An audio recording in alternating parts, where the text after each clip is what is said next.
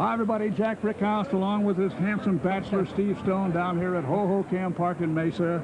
And you know, Steve, as one of the writers said, the Midwest must be shut down for the day, judging from the out-of-state licenses that are here right now. Always a great crowd here at Ho-Ho-Cam Park. Everybody pretty excited over the addition of Andre Dawson.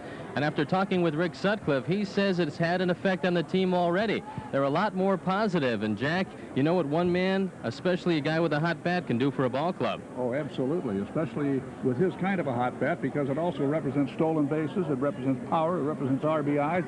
And as you said, well, I've always said this, Steve, that baseball is structured in such a way that you give me the worst ball club in the league and let me take my pick of 3 other players in that league, and maybe in some cases only 2, and I'll turn them into a contender. And I think another thing that's going to turn the Cubs into a contender is the pitching staff. And so far, Gene Michael has really liked what he's seen. Rick Sutcliffe did a good job. Greg Maddux did a very good job. And Steve Trout yesterday threw like the Steve Trout of 1984. Oh, yes. It was great to watch him over there at Chandler. He really looked outstanding. He shut him out on 3 hits in 3 innings. And as a matter of fact, I thought Rick looked very good, too, in the opener.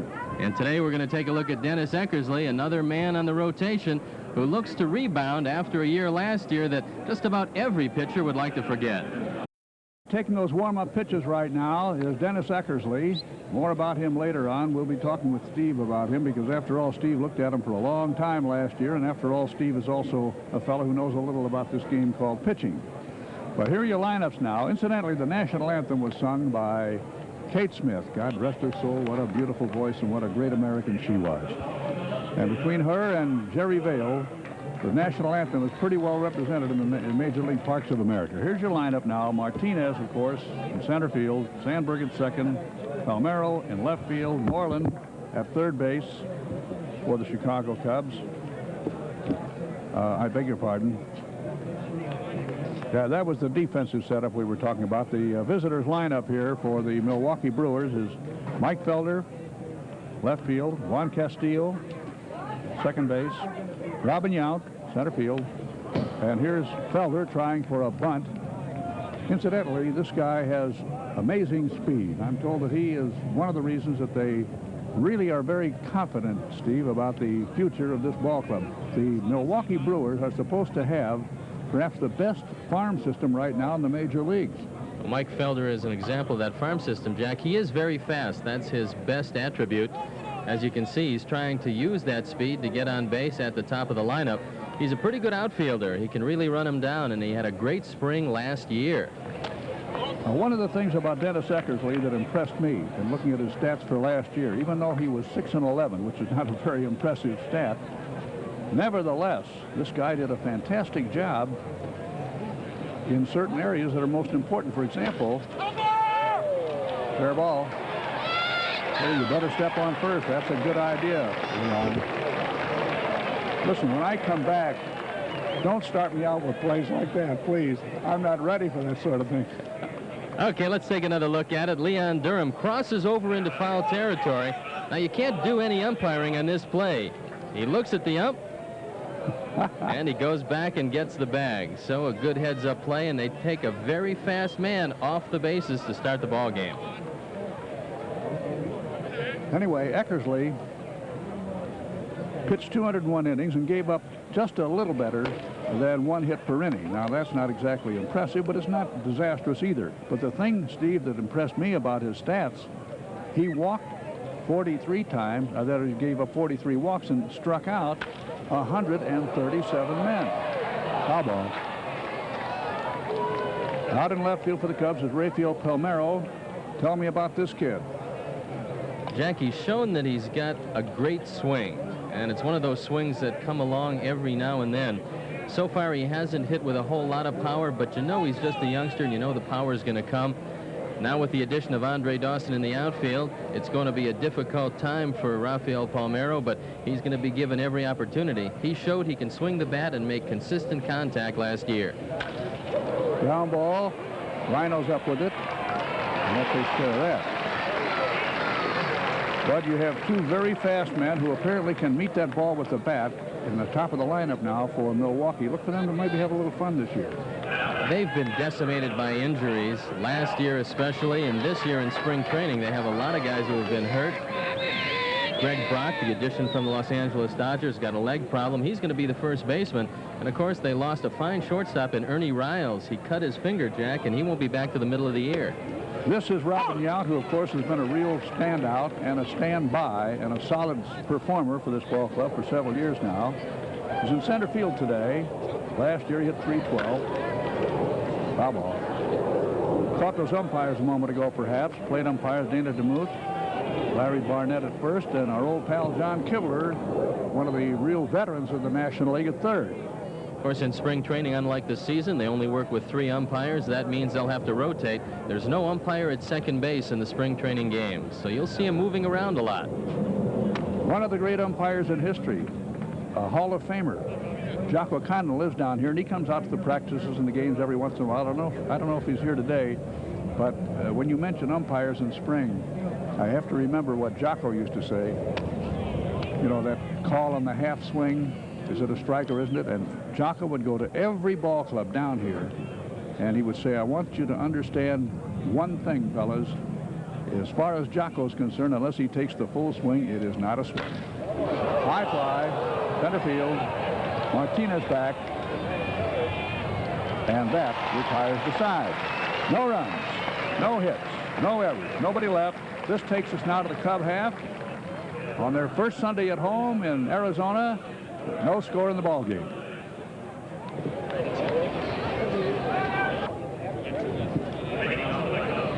All right, Cubs coming to bat. Leadoff hitter will be David Martinez. 1 for 7 as a Cub. 139 batting average last year. He was only up for a short while, but a fellow with all kinds of potential. Hit .330 in winter ball this past winter. Got a lot more confidence, Jack, and he's got to hit early. If he does that and he gets confidence, he can play defense with anybody in the league. Now the pitcher is Mike Birkbeck, B-I-R-K-B-E-C-K. Mike Birkbeck was 12-6 at Vancouver last year, and I'm sure that you know this better than anybody else, Stevie. This guy has got an average fastball, but he has a very, very sharp curve, I'm told. Today he's going to mix in just a few sliders. They're trying to get him to use that pitch when he's behind the hitter. And he's got to stay on top, Jack. And he's also developing, to me, one of the most important pitches anybody can have, and that's the straight changeup. Well, if you're not overpowering, you've got to have a good straight change. That's a ball. Ball 3, strike 1. Leadoff hitter for the Cubs, Martinez. He'll be followed by Sandberg and then Palmeiro. Well hit. Line shot, right field. Grabbed out there by Rick Manning, who doesn't play a whole lot of right field for this ball club. He was in center field yesterday at Chandler and warming the bench quite a bit, too. Manning's been a 12-year Major League veteran. He's played with both the Cleveland Indians, who he came up with, and, of course, the Milwaukee Brewers now. And that's a good sign. Dave Martinez hit that ball right on the nose. Here he is. History's been made. Our first video in-action shot of Ryne Sandberg with a mustache. I don't know if it's going to help his defense any. He's probably the best around at that right now, but he and his lovely wife Cindy thinks he looks a little better in it. I read one story that said it was her idea. Anyway, ball 2, no strikes to Rhino. He has 14 for 76 so far. 284 batting average.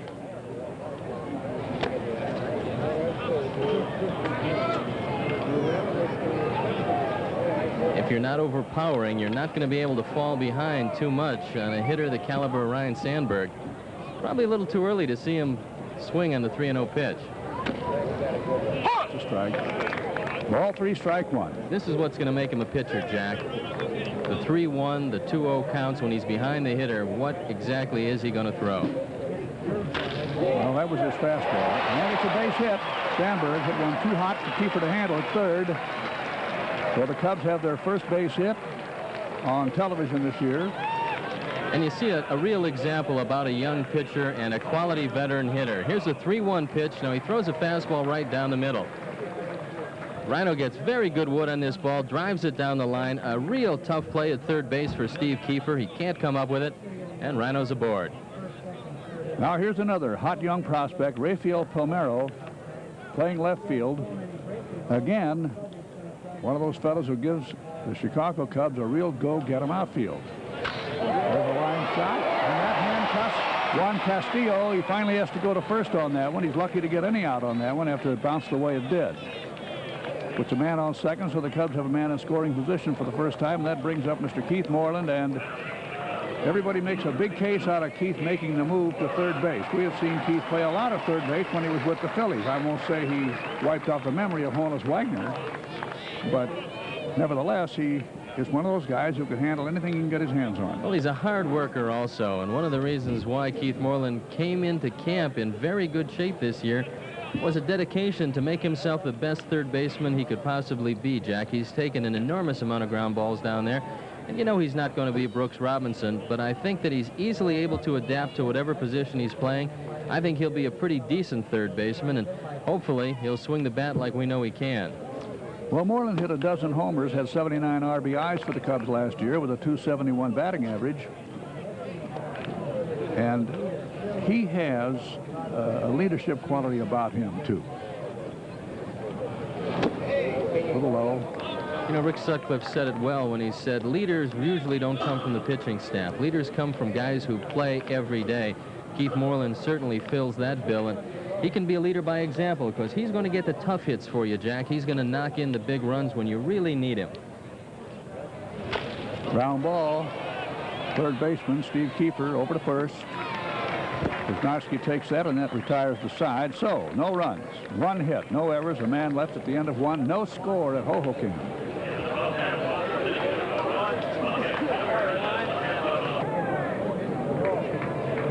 Moving to the second inning, no score. The leadoff hitter will be Prisnarski, but let's take advantage of this marvelous electronic age we live in, Steve, and grab Dallas Green. Dallas, can you hear us all right? Oh, I can hear you, and I'm enjoying the sun, Jack. Well, you didn't think you were going to get away without answering some questions about Dawson, did you? Oh, I knew we'd sooner or later get around to that. Wait a minute, you got a break. Prisnarski hit the first pitch. High pop-up, out back a second. Rhino's there. He's got it, one away, and that'll bring up Rick Manning. Dallas, is there anything that you can tell us about the Dawson deal that hasn't been printed or broadcast? I think everybody's accurately portrayed it. We tried to stay very consistent all the way along. We told Andre and his people right from the very beginning that we had some concerns. We had 11 outfielders. We had some kids that we wanted to play, and we had $15 million payroll. I don't think any of that changed. The thing that really changed the thrust of the negotiations was the very unusual proposal that Moss and Dawson came up with. When they sign a blank contract and put it in front of you, a quality guy like Dawson just can't be turned down at that stage of the game.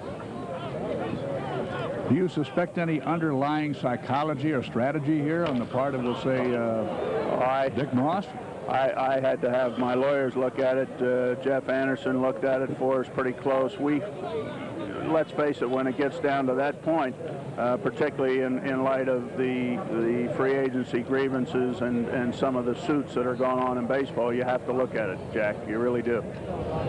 Dallas. And that really slowed things up because it was such a unique and unusual proposal at this time of the year that we were looking for the fly in the ointment. Ground ball. Sean's up with it, and that's one away. That'll bring up that will bring up Charlie O'Brien, the catcher. 2 out now, nobody on, no score in the ball game. We're in the second. We're talking with Dallas Green. Steve? Dallas, what exactly does the addition of Andre Dawson mean to a veteran like Gary Matthews, who's coming back from some knee problems? Well, I don't think there's any question about it. Andre's going to play, and Gary's going to play sometime. It just depends on how much Gene wants to go with those young kids. I think you see the lineup today. I think he's pretty satisfied, and he's pretty sure what his infield's going to look like. He wants to play as many of these kids down here in spring training to give them an opportunity. We know Dawson's going to play right field. and we know when and if Gary gets better, he's going to play somewhere, or we're going to at least be able to make a trade. Right now, our outfield is a bit confused because of the addition. Curveball by Eckersley. And Steve, it's not confused because of lack of quality, in my opinion. We've got a lot of quality young kids that are coming and pushing some of the veterans like Mumphrey and Bosley and Matthews, and that's gonna make a fun year for us. It's Dunston again now. The ground ball is short. 1, 2, 3. Charlie O'Brien is out. No runs, no hits, no errors, nobody left. We go to the Cub half with number 2. Still no score at Hoboken.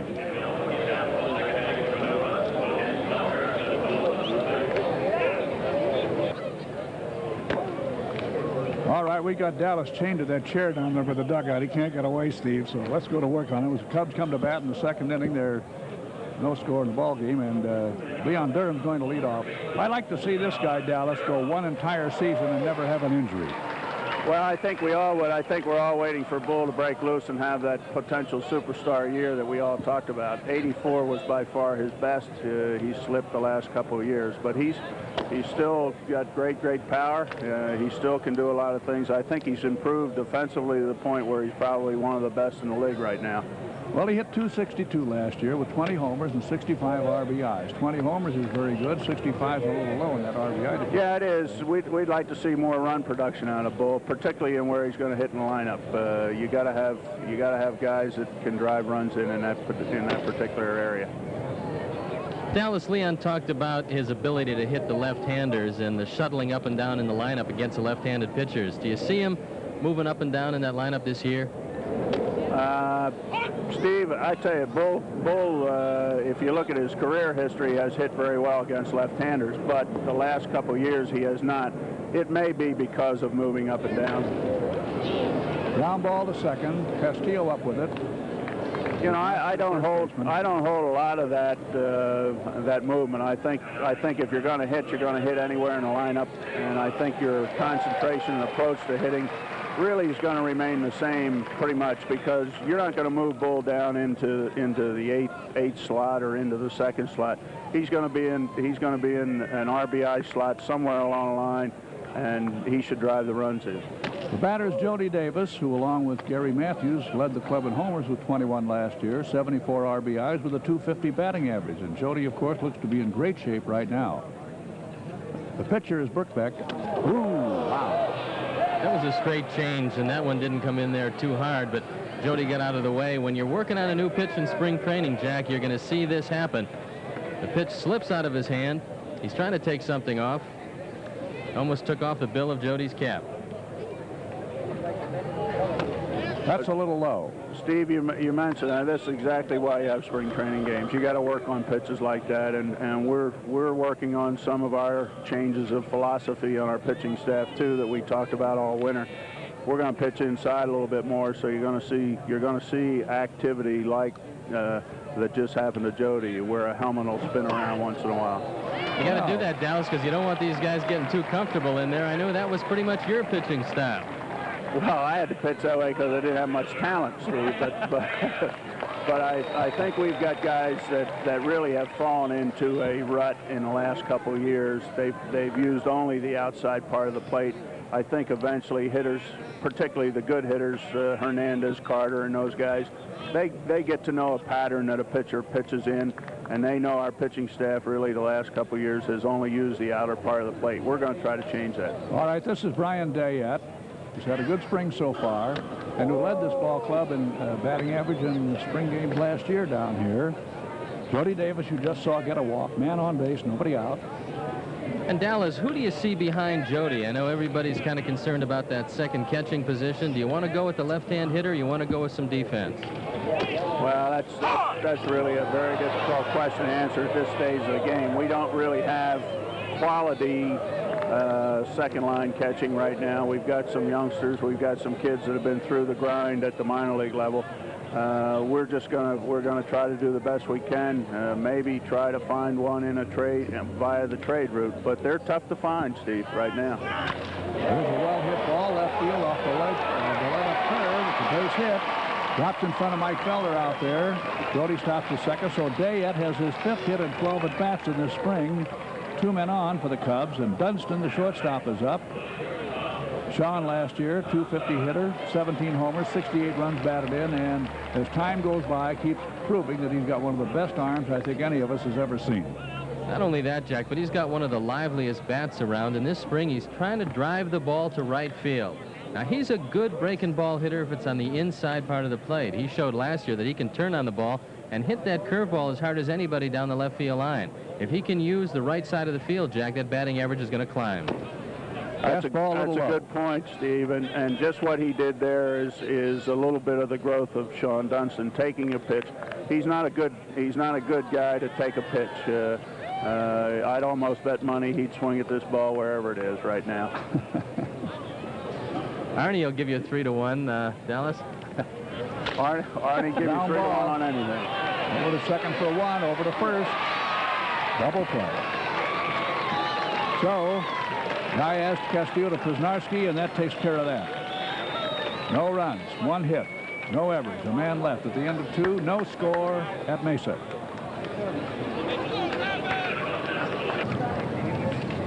Take a look at the double play that ended the inning. It goes Diaz to Castillo to Pisnarski, and they're not going to be confused with Evers to Tinkers to Chance, but it's very effective right here. The pitcher's friend. Tim Pisnarski is a Chicago product from Marist High School. All right, the leadoff hitter going into the Milwaukee half of number 3 is going to be third baseman Steve Keeper. Last year at Vancouver, a .268 hitter with 15 home runs and 69 runs batted in. He'll be followed by Diaz and then Birkbeck. And Dallas, we'd like to thank you. I know Jack and I learned a little bit more about the ball club just from listening to you, and keep it going. Well, we'll try, and we're going to try to give Chicago the best product in '87 we can. Well, it all depends on the guys on the field, though. You know that. One question, Dallas, before you go. I understand Dawson went back to Florida. When will he report here? He's coming in Monday. He'll be in Monday evening. Jack, he'll be in Monday evening, and then they're going to have a mini press conference on Monday evening. He'll be ready to go on Tuesday. Very good. All right. That foul ball just fell out of reach of Brian Dayette in right field. Cubs have Palmero in left, Martinez in center, Dayette in right, Moreland, Dunston, Sandberg, Durham around the infield, the battery, Eckersley and Jody Davis. Paul Molitor is the usual third baseman for Milwaukee. Last year he was limited to 105 games. They're looking for a lot more out of him this year.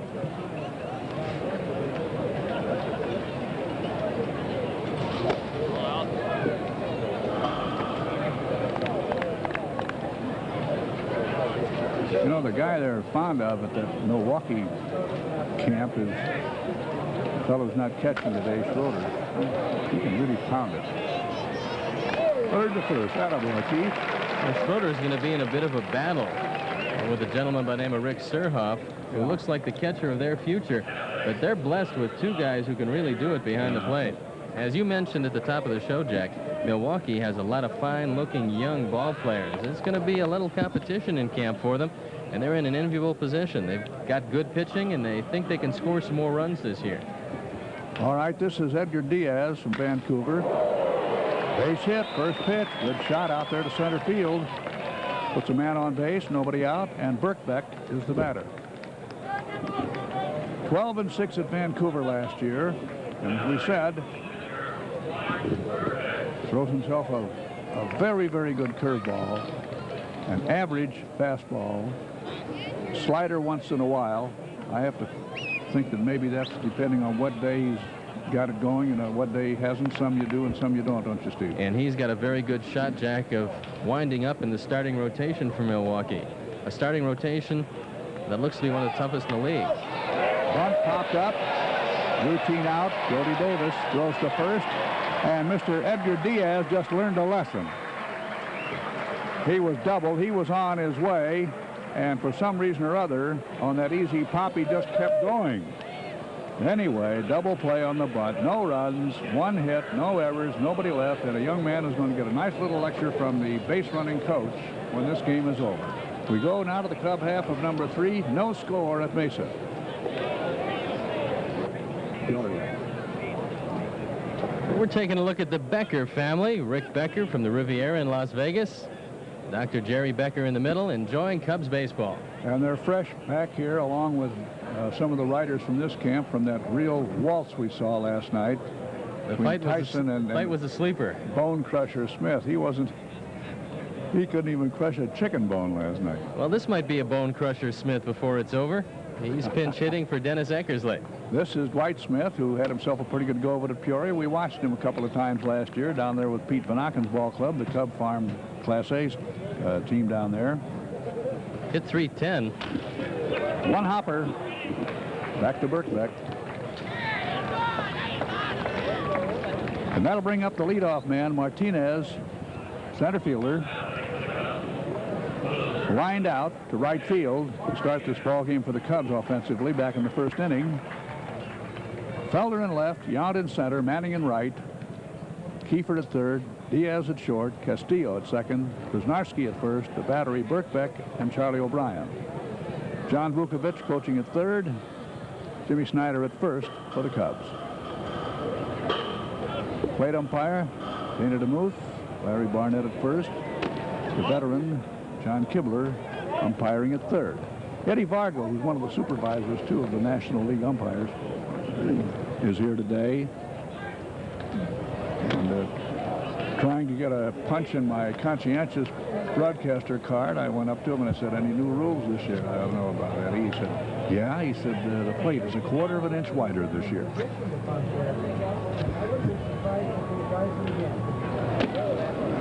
That's a strike. Dave Martinez hit the ball very well in the first inning, lining out to right field.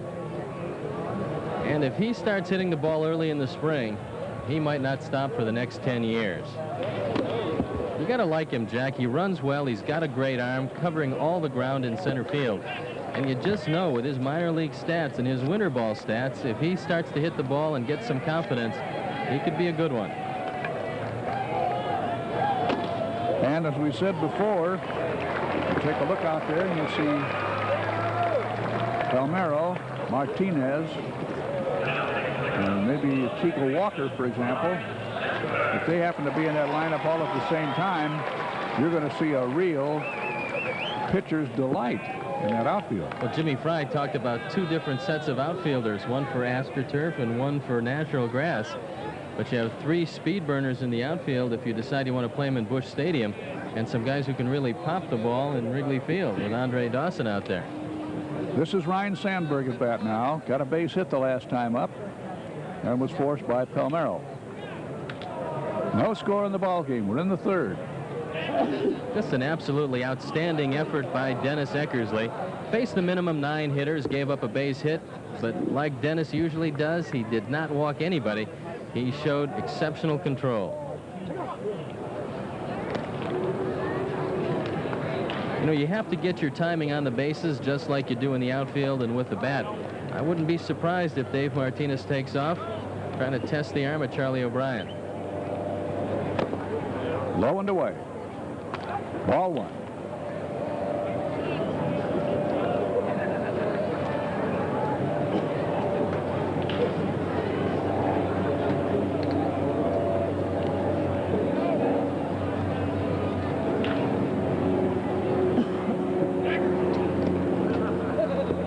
Gentle wind there is today is blowing in over the center field wall toward the Cub dugout. It's going to work. Arnie says this is the gentle wind shot. It's going to work against the right-hand hitter. Yeah. He had 42 stolen bases at Iowa last year.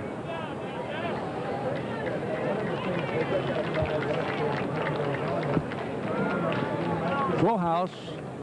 Not at all surprising. Hohokam has drawn 100,000. The Cubs at home a couple of years now. He's broken the minor league, or rather exhibition league attendance record out here. Well, they sure do love the Cubs, and the people come down from all over the Midwest to get a chance to see the Cubs in action in spring training. And once again, the weatherman has cooperated with an absolutely picture-perfect day in Arizona. Pitch out. Ball 2, strike 1. Well, if you're going to see some movement at all, you're going to see it on this count. Now they have a couple of options. Of course, the hit and run, certainly if it's close, but keep your eye on Martinez here.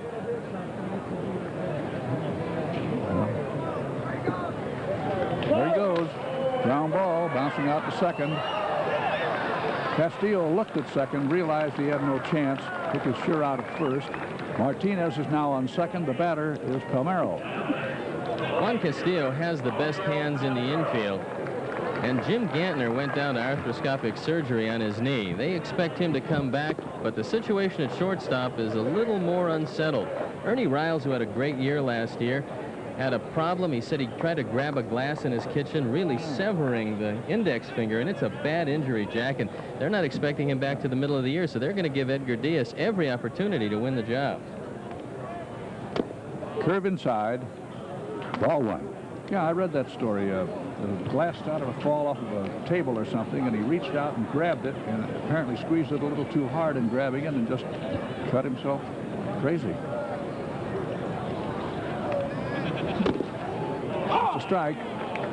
What a tough thing to have to happen to a guy who makes his living with that hand. Sort of like, you know, you and me getting laryngitis.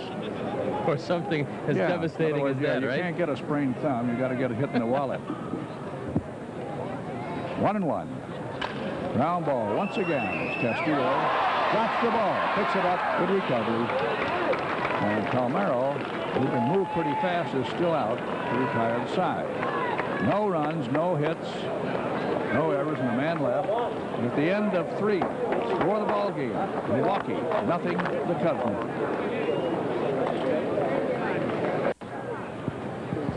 Hi again, everyone. Welcome back to Ho-Ho-Cam for the middle 3, along with Steve Stone and our producer, director Artie Harris. This is Dwayne Statz. Nice to have you with us. We have a scoreless ball game, and Steve, it's nice to be back with you. It certainly is, and Dwayne, you'd have to like the way Dennis Eckersley looked in the first 3. Well, the Cubs have gotten some great pitching, actually, out of all 3 of the veteran pitchers. Rick Sutcliffe here on the opening day, yesterday from Steve Trout, and now Dennis Eckersley with 3 superb innings. 27 pitches for Eckersley through the first 3, and he gives way to left-hander Jamie Moyer, who will be facing the top of the Milwaukee batting order, Mike Felder. Felder, a switch hitter, and he takes the first pitch in there for a strike. Despite the fact that Moyer had a 5.05 ERA last year, he did go 7-4, and he showed the Cubs that he can win some tough ball games. This pitch is low, so the count is 1-1.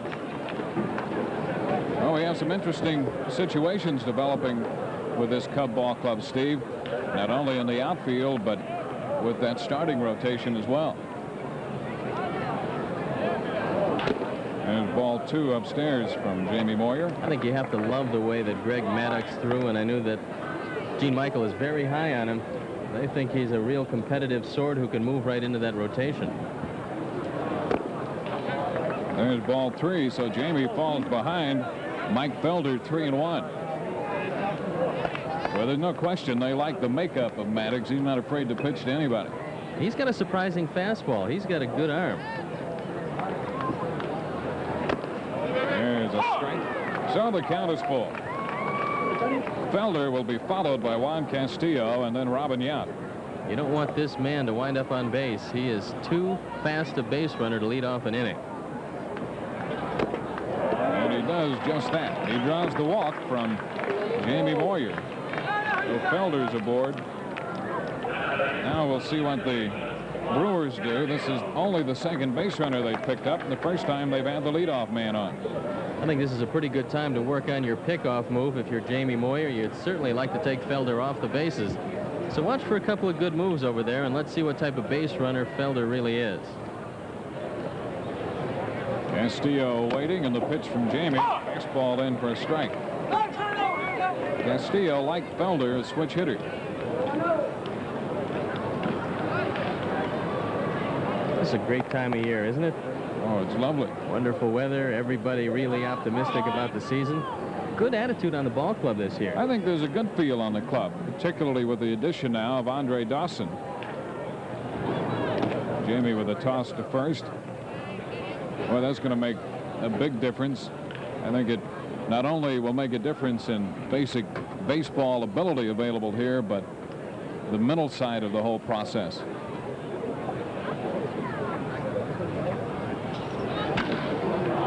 Ball hit into right field. Dayette drifting under this one. And he's got it for the out. So Dayette takes care of the fly ball hit by Juan Castillo. 1 on, 1 out, and it brings up Robin Yount. You know, Dayette's an interesting situation, Dwayne, because every spring he comes down here and he hits the ball as hard as anybody in camp. And every year people agree that Brian Dayette could probably hit Major League pitching if given an opportunity. You think Gene Michael is going to make this the year where they give the full shot to Dayette? Well, for his sake, you hope that that's exactly what happens. And you have to think that he could help the ball club, particularly against left-handed pitching. Moyer keeping an eye on Felder at first. Robin Yount had 2 arm surgeries on his right throwing arm, but it's the left shoulder that's given him some problems. He says he feels as good as he's felt in a number of years. He hurt that shoulder against Boston late in the season, and he rehabilitated it all winter. Felder dancing away from first, and Moyer's pitch is a strike. Well, one thing for certain, the Brewers are looking for more than 46 RBIs out of Yount this year. He's big and strong. If you take a look at his forearms, he worked out hard during the winter, and he can hit the ball. There's a balk called against Moyer, called by the first base umpire, John Kibler. What he's saying is that Jamie Moyer crossed back over the rubber and then didn't go home. Let's watch the front foot. Barnett made a motion with his foot. Watch it and see if he crosses back over the rubber, which he does, and then does not go home, and that constitutes a balk. And a line drive into left by Yount follows. Palmeiro up to the ball, and now he gets by him. The run will score. Yount's on his way to second and will hit for third. They're going to wave him around as Palmeiro's throw comes to Dunston. It'll be close at the plate, and he is safe. Dunston gunning the ball, and the throw a little bit high.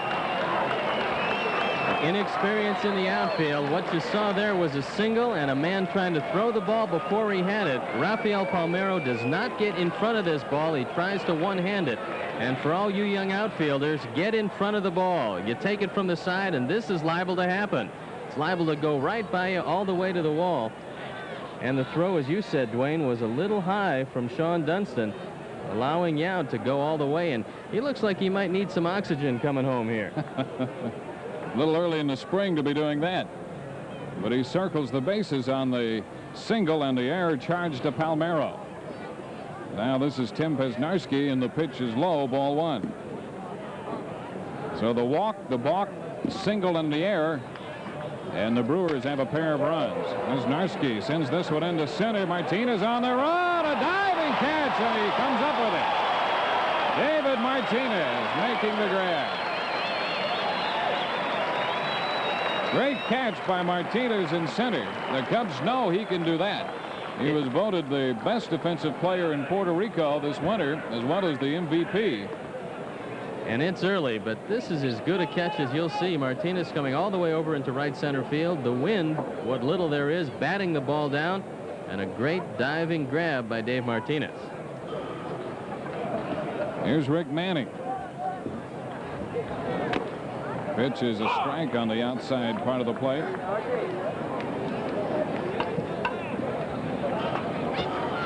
Two runs in the inning for Milwaukee. This one is low. 1 ball, 1 strike. Yount with that base hit will get credit for a run batted in with Felder at second. Here's a ball high. It's 2-1. And once again, Jamie Moyer learning another lesson about Major League pitching. You put the leadoff man on, and more times than not, he's going to score. Ground ball right side. Sandberg finds it, and the throw to first in time. Nice play by Sandberg to get Manning. Top of the 4th is over, but the Brewers pick up 2 runs on 1 hit. 1 error and nobody left. We move into the Cub half the 4th. Milwaukee 2, Cubs nothing. Moving into the bottom of the 4th from Mesa with the score 2-0 Brewers on top. You're watching Chicago Cubs baseball on WGN TV 9 Chicago. Some things never change. You can bet Arnie Harris will be at the dog track in spring training and that Ryan Sandberg will make plays like this, ranging to his left with some of the best hands in the game, and he makes it look easy. And as we move into the bottom of the fourth inning, Keith Moreland will lead off, facing a new Milwaukee right-hander. Mark Knudsen, 6'5", 215 pounds. He was acquired along with Don August in exchange for Danny Darwin. Darwin going to the Houston Astros. And the pitch to Moreland is high, ball one. 3 innings for Birkbeck, 2 hits, no runs, and a pair of bases on balls. And Knudsen faces Moreland to open the Cub fourth. 2-0 the count. Knudsen probably pretty happy that he can stay in one place this year, or it appears that he will. Last year with Houston, Tucson, Vancouver, and Milwaukee. So he wore a lot of different colored sweatshirts. Ground ball through the hole on the left side to the right of Diaz. It's Felder up with the ball in left. So Moreland has himself a base hit to open the Cub fourth. Hit number 3 for the Cubs.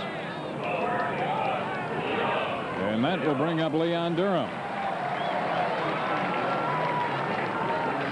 Durham grounded out his first time. Birkbeck, the Milwaukee starter, got behind a lot. He had a lot of 3-ball, 3-1 counts. Durham had a pretty good rip, but hit the ball on the ground to the second baseman his first time on a 3-1 pitch. Ball one. Hey, come on, pitch in here. Come on, Mark.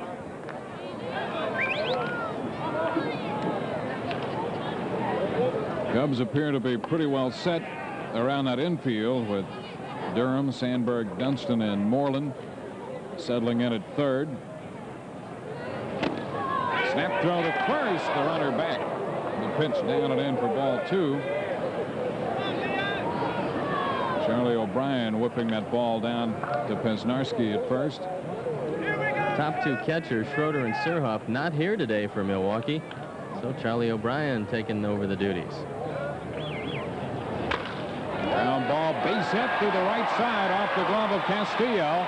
Moreland's going to try to go to third as Castillo recovers, and now they have him hung up between third and second.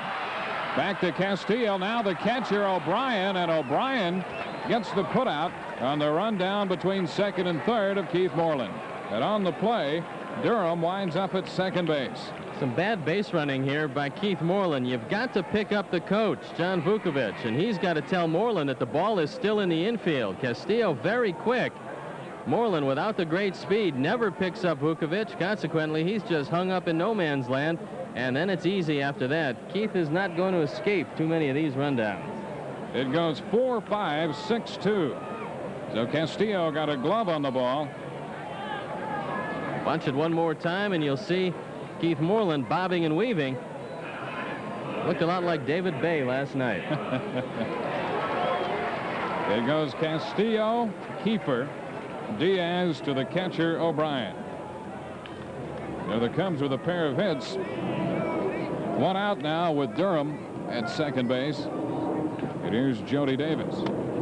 There's a couple guys for Milwaukee we haven't seen today. Rob Deere, Cecil Cooper, Glenn Braggs, some guys who can provide some offense. And Milwaukee could be a surprise team in that American League East. Well, they're very high on Braggs.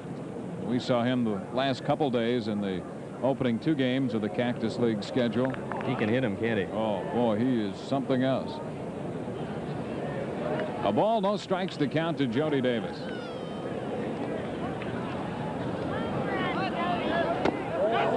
He starts to check the pitch in there for a strike. Last year with 1-1. Last year with 3 weeks remaining, this team was leading the American League in pitching. They just didn't score any runs. But they think that could turn around this year. They think their offense is going to produce. Last year they hit 127 home runs. That ranked them 13th in the American League.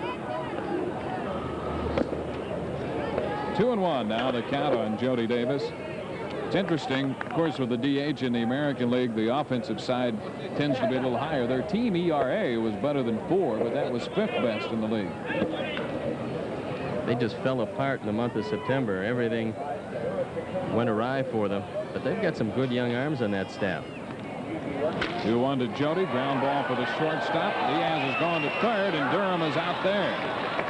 Durham trying to move to third on a ground ball to the shortstop is an easy out at third. I don't quite understand this base running. No reason at all for Leon Durham to be running unless he thought there were 2 out. Rule of thumb is if the ball is in front of you, stay where you're at. Leon decided to test the arm of Edgar Diaz and is not too successful. You see the ball clearly in front of Durham, and he can't beat this play. Got to make sure the ball goes through, and they didn't have much chance unless it went through the legs of Diaz. So Jody Davis is at first with 2 gone. Here's Brian Dayette. Well, it's early yet, Dwayne, but you can't afford mental mistakes, and that's exactly what these 2 base running plays have been. Dayette takes this one for a ball. And Steve, as you mentioned, Dayette continues to swing a good bat in the spring. Base hit his first time up. He played the entire game yesterday, doubled and walked twice against Milwaukee and Chandler. There's a foul ball. The count goes to 1-1.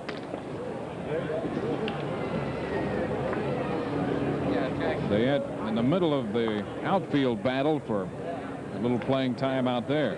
A couple of veterans in Matthews and Dunier, and a couple youngsters in Martinez and Palmeiro, and then a couple of fellows who've been around a little bit, but really haven't had that great a chance to play at the major league level, and Chico Walker and Brian Dayette. There's a strike call, so it's a 1-2 count. So from that perspective, Steve, the Cubs just about have that outfield category covered. It's going to be a horse race. There's a lot of talent out there. Gary Matthews had a little setback yesterday. His knee swelled up some on him. That's a knee that was surgically repaired this winter. He feels he's not 100% yet. There's ball 2, so the count evens at 2-2, and Dunier is progressing with his shoulder, but not pushing the shoulder any.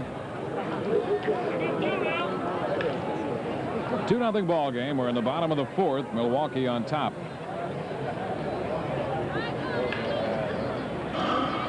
Mark Knudsen, the pitcher. Foul ball out of play.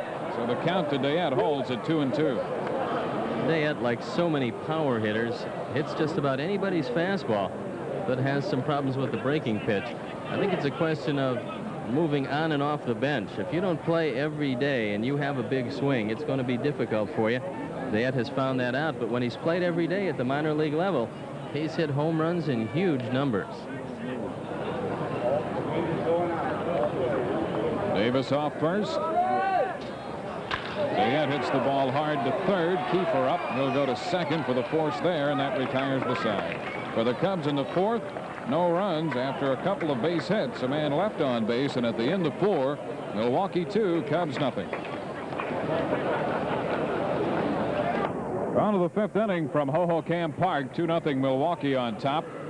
Jamie Moyer, the second Cub pitcher of the afternoon, on the hill to open his 2nd inning of work. Moyer touched for a couple runs in the 4th inning.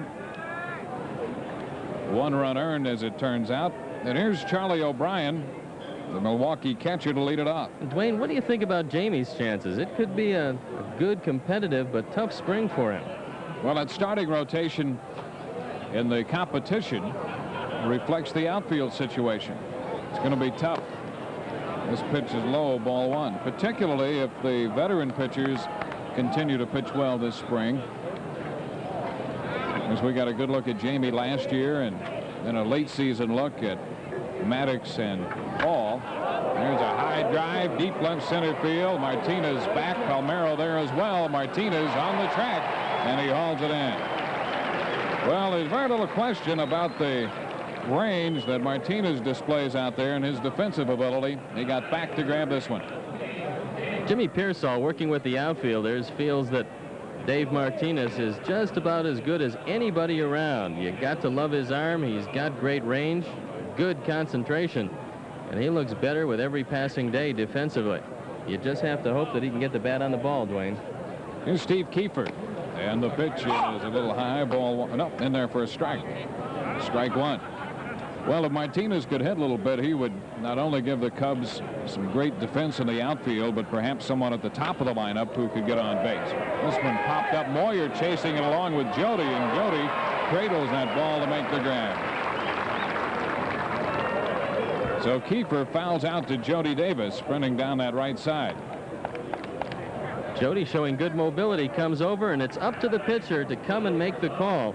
You want to avoid collisions between your first baseman and your catcher. That one wasn't up there that high, but Jamie Moyer right on top of the play.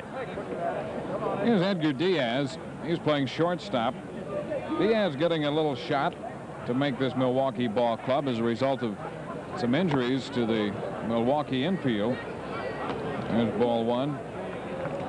There's Riles out until the middle of the year with that cut hand, and Gantner with the arthroscopic knee surgery out 3 to 6 weeks. You know, Dwayne, looking at the schedule for the Cubs early, they've got an off day the 8th of April. They have one the 14th. They have one the 20th. It's going to be awfully tempting for Gene Michael to go with just 4 starters to start the season. Here's the 1-1. And that's in there for strike 1 and 2. All that does is put a little more pressure on the young pitchers here.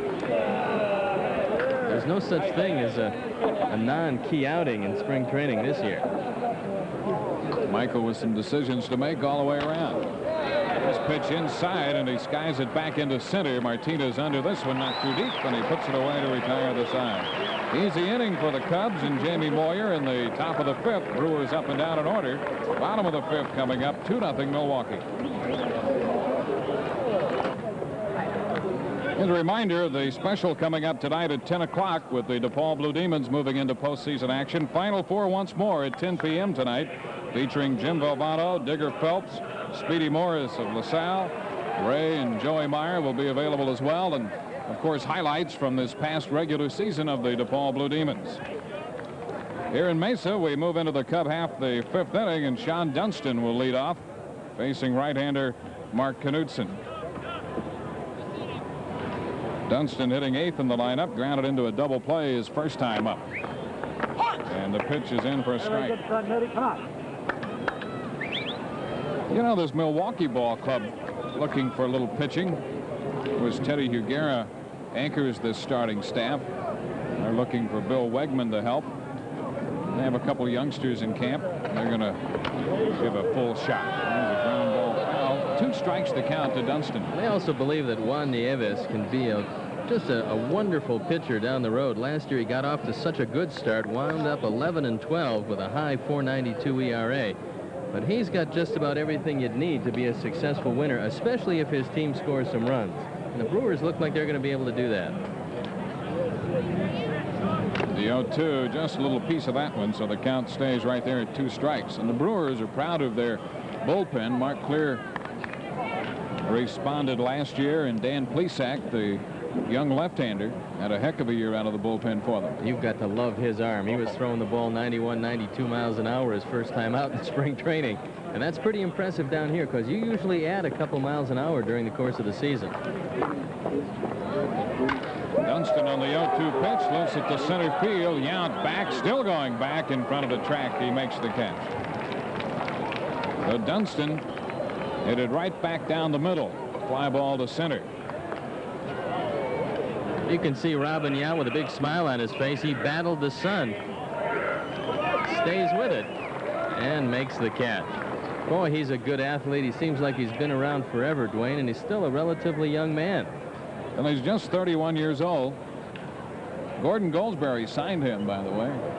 Not a bad choice. No, not bad at all. Here's Jamie Moyer. He's going to hit for himself here. Get another inning of work in. Ball 1. Eckersley started. 3 innings for the Cubs. Jamie Moyer has 2 innings under his belt. No. Loop for foul down near the Milwaukee bullpen area. Pretty much if Jamie does get a hit, you can take it to the bank that it's going to be to left or left center.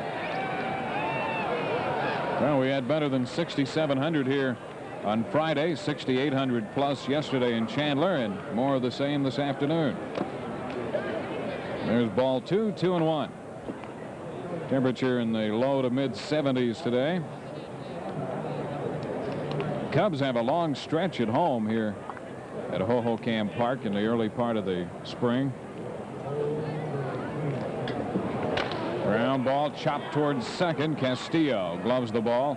Easy throw to first in time. So Moyer's out 4-3. Castillo to Pesnarski. You know, I heard Harry Dalton, who's the general manager of this Milwaukee ball club, talk the other day about the addition of Greg Brock and how when you come up through a system, especially the Dodgers system, Dwayne, they play you up.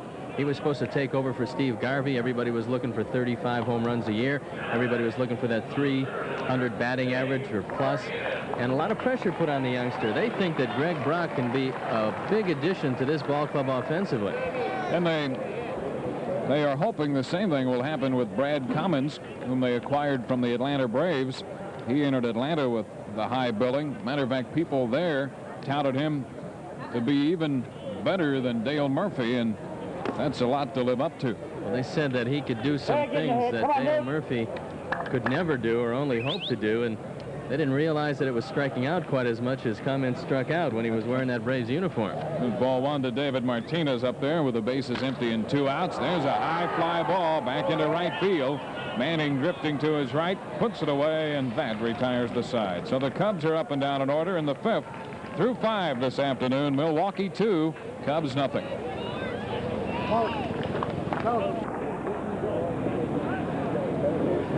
Next TV game will be Saturday when the San Francisco Giants provide the opposition. We'll be with you at 2:30 as we continue to bring you Cactus League baseball.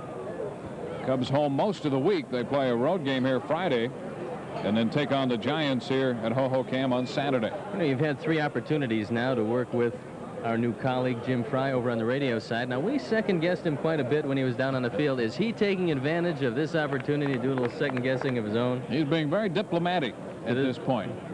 Boy, how that changes, doesn't it? He's doing a good job, and I'm very happy with the way he is.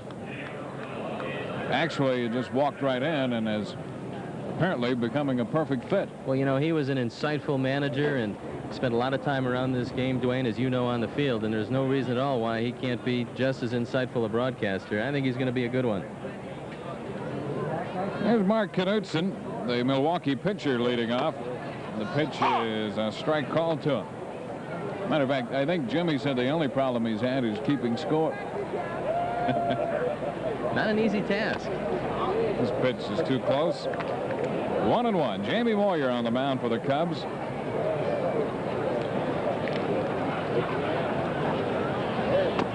Ball 2-1. Ron Davis and Lee Smith scheduled to see some action this afternoon following Eckersley and Moyer.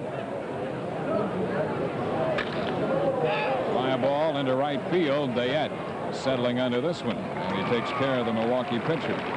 Something you'll see in spring training that you never see during the course of the year is players leaving the ball game and getting in some extra running down the left field line, in this case with the Brewers. But you don't get an opportunity to work out quite as much as you want on game day. You have to take advantage of it during the game.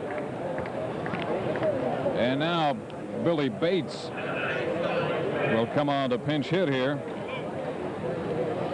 There's some of the starters getting in a little running as they in their afternoon's work. Now Bates, little infielder out of the University of Texas, looks at a strike call. Bates, a switch hitter. He's not a strong safety during the football season for the Dallas Cowboys, is he? There's a bunt foul. That Billy Bates is a little bigger. So Tom Trebelhorn has decided to make his changes. Yesterday, he made them all at the same time, right down the middle part of the ball game, and wouldn't be surprised to see him do the same this afternoon. There's a pitch inside. 1-2. Matter of fact, Dale Swaim and Jim Pachorik have moved out of the dugout. So we're going to see some wholesale changes in this Brewers lineup. Wave and a miss. He had Bates reaching for that off-speed pitch. One thing Moyer and Maddox, two of the young Cub pitchers, have shown is an uncanny ability to change speeds. And that's the first strikeout of any Milwaukee Brewer today. As long as Jamie gets ahead of the hitter, he can use that changeup, Dwayne, and he can throw it well. Get a lot of strikeouts with it. It's a good pitch. It's very deceptive. So far, the hitters around the league haven't been able to pick it up. And here's Dale Swaim. Swaim takes it upstairs. Ball 1. He's a switch hitter. has a chance to see a lot of playing time on this Milwaukee infield this year with the injuries.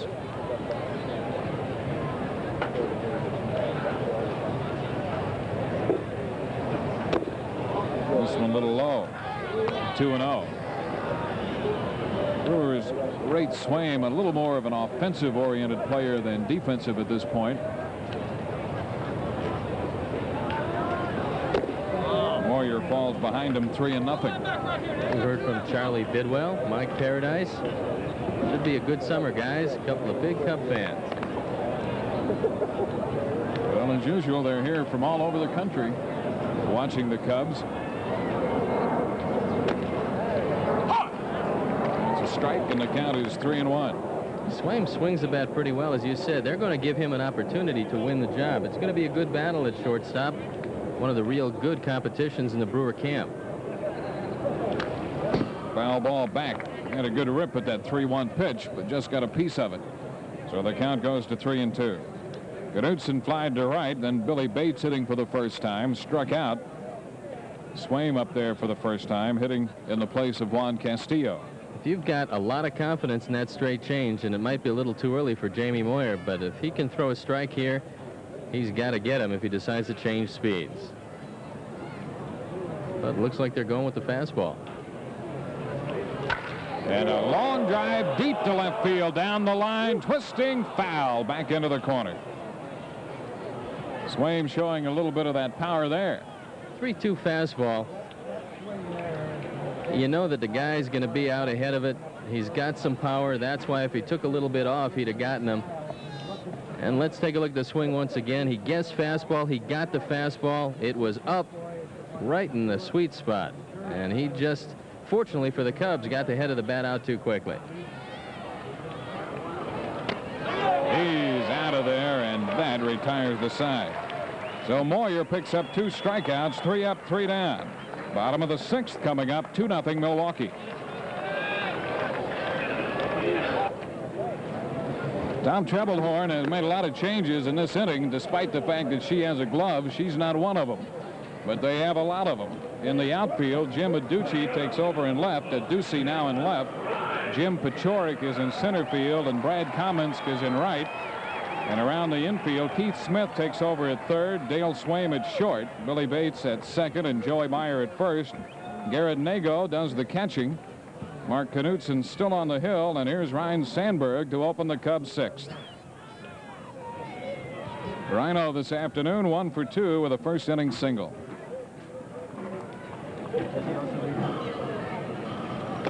And there's ball 1. You know, when they signed Joey Meyer, he weighed 294 pounds.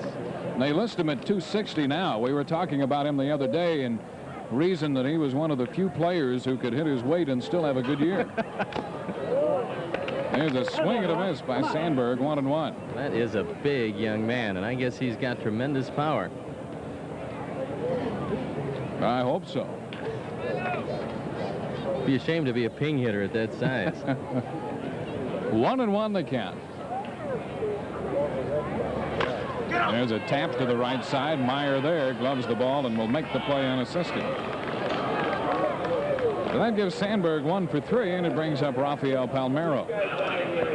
Brewers scored both their runs in the 4th inning when Felder opened with a walk, and Jamie Moyer had John Kibler call a balk on him. Felder moved the 2nd, and after Castillo flied out to right, Yount singled into left, and the ball skipped by Palmeiro as Yount circled the bases to account for both runs. Palmeiro's at his best when he's hitting the ball to left and left center. He's grounded out twice to second. Let's see if he goes the other way this time. There's a swing, a little foul tip.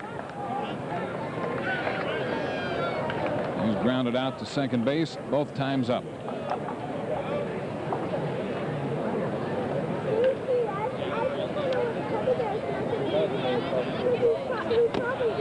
This pitch is wide. 1 ball, 1 strike.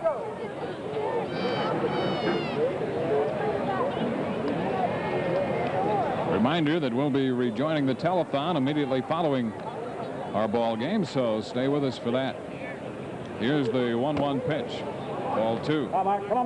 You spend most of the winter following Joey Meyer. You come down here and you still following Joey Meyer. A little different edition of Joey Meyer down here. Believe me, there's no college basketball coach at the end of the year could weigh 260. Too much aggravation.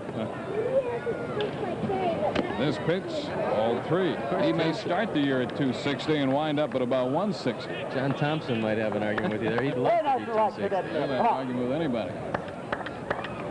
3-1 the count. Keith Moreland is on deck. Raphael fouls this one out of play to run the count to 3-2. Well, it's nice to be back in the swing here. Regular season starts against the Cardinals at home at Wrigley Field on April the 7th. Looking forward to that one. This is a great time of year. Everybody back once again interested in baseball, and especially in the spring. There's ball 4 to Palmeiro. First walk given up by Mark Knudsen. Third walk of the afternoon issued by Milwaukee pitching. And here's Keith Moreland.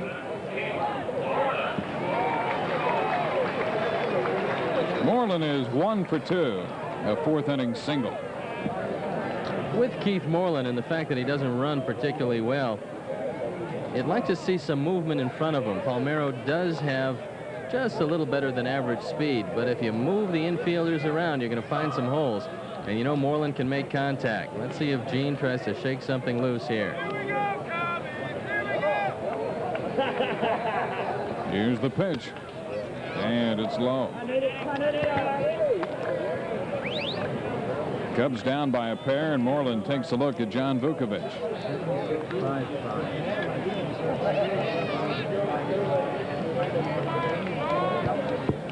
Knudsen has been pitching professionally since 1982. Broke in with Daytona Beach. And a strike. It's 1-1. 7,655 people here today. Once again, a standing room only crowd. Yeah, that's capacity. 7,655. A whip to first, and Palmeiro is back in. 1 on, 1 out. 2-0. Brewers have 2 hits. Cubs have 4, but the Brewers have both the runs.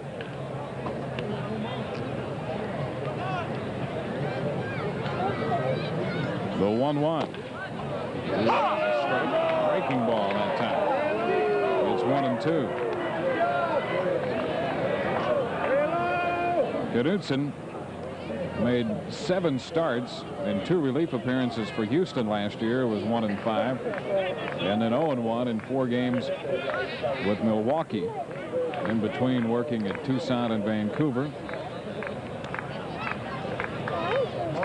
That's a good trade for Houston because Darwin helped them down the stretch. He was a good pitcher for them, and they're looking once again for big things from him this year.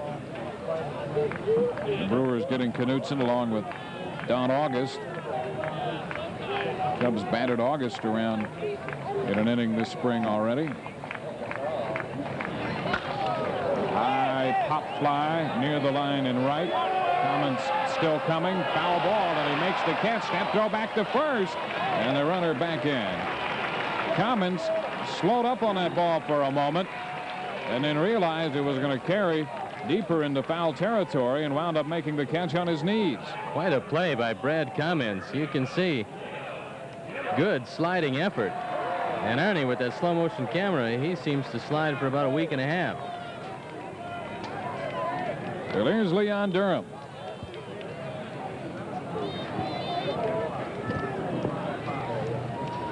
Durham singled in the 4th inning after grounding out to second his first time, so he is now 1 for 2.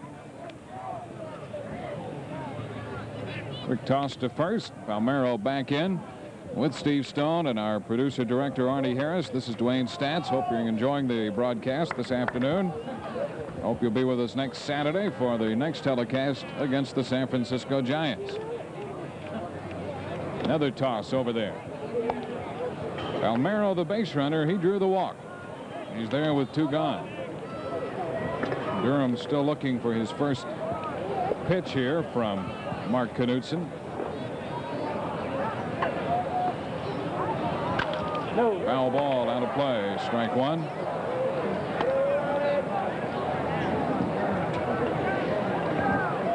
Durham adjusting the batting glove there. He's trying to get to Knudsen. Trying to pull this game even here. He has a man at first, 2 gone. No doubt he's looking for something inner portion of the plate. Preferably something where he could get his hands out and hit the ball hard somewhere. This pitch missing down and in. Leon says he knows that they're going to work him inside. And in an effort to get a little quicker inside, he might have some problems away, especially early in the year. Let's see where Milwaukee decides to work him. He goes after this one and hits a high drive into deep right center. Way back, might go, gone! Home run for Leon Durham, and this game is tied at 2. Leon Durham, with Rafael Palmeiro aboard, belts one out to right center field. Durham's first home run of the spring, and the Cubs are all even 2-2.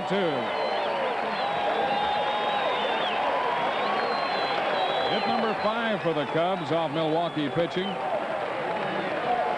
And the third hit issued by Knudsen. Here's another look. Leon gets to extend his arms. The pitch is down, and watch the bull just reach out and whack it to right center field. No doubt about this. And you can take a look at the fan making a pretty good catch on the recreational vehicle. Here's Jody Davis. Pitch to him is a strike call. Well, that's $200 to Cubs Care, courtesy of True Value Hardware, on the 2-run home run by Leon Durham.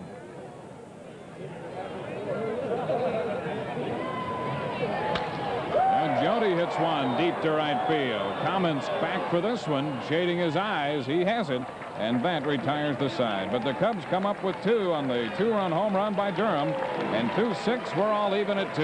Jack Brickhouse will be joining you. 2-2 tie.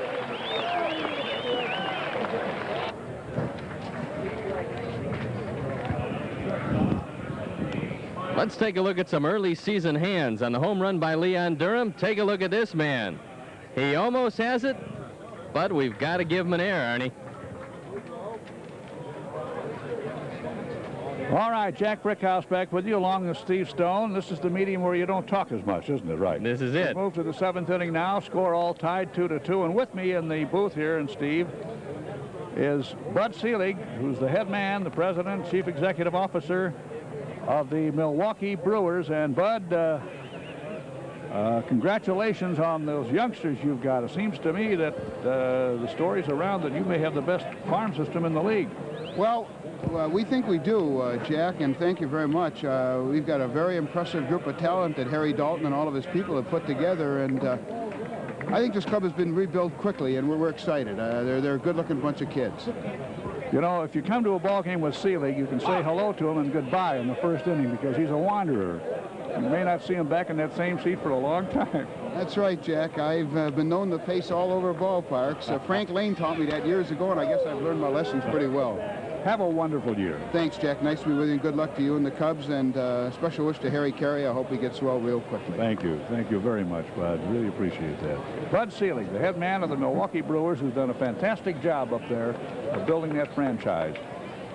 So, Stevie, anything going on since I saw you last? Well, just a tie ball game, and Leon Durham came through in a big situation, something that's got to bring a smile to the face of Gene Michael.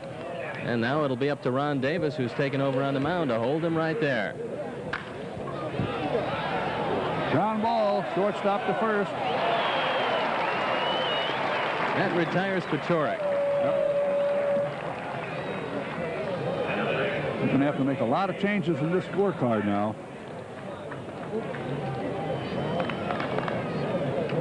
Grace has gone in at first base. Luis Quinones at second. Mike Brumley at short. Nochi at third. Ron Davis on the mound, and Steve Christmas taking over behind the plate. Christmas caught yesterday's ball game out of Chandler and looked pretty good. Looked pretty good out there, Steve.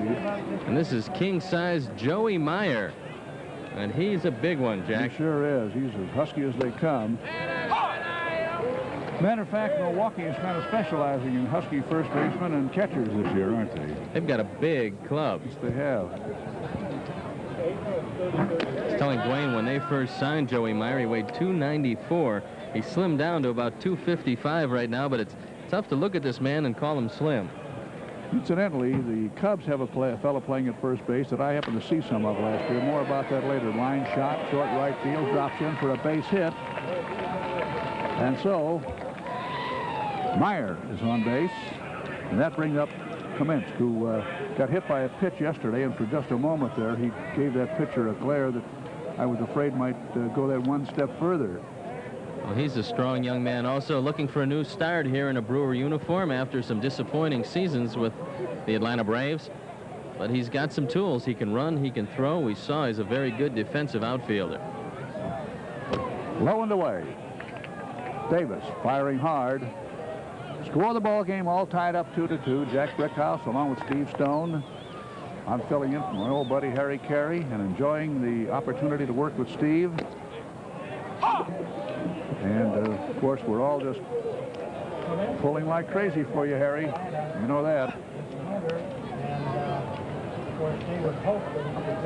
Cubs have 5 hits. Milwaukee has 3. They got their 2 runs in a rather freakish manner, which I'm sure Steve has described to you along with Dwayne's stats.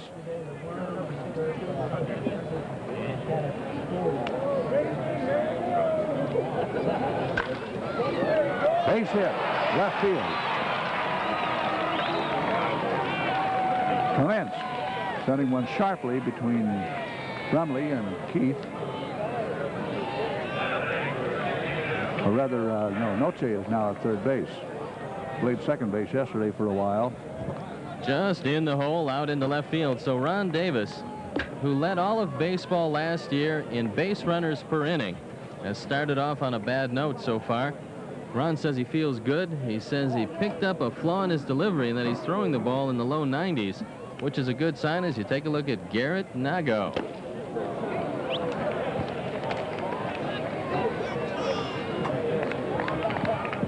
They're liable to try this fellow at all the positions, Steve, I understand, because they're trying to, develop him into a really good utility infielder.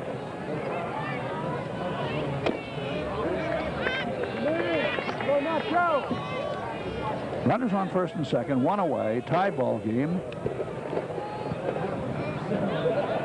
Garrett Nago, left-handed hitter up. Low inside. Outfield straight away and deep.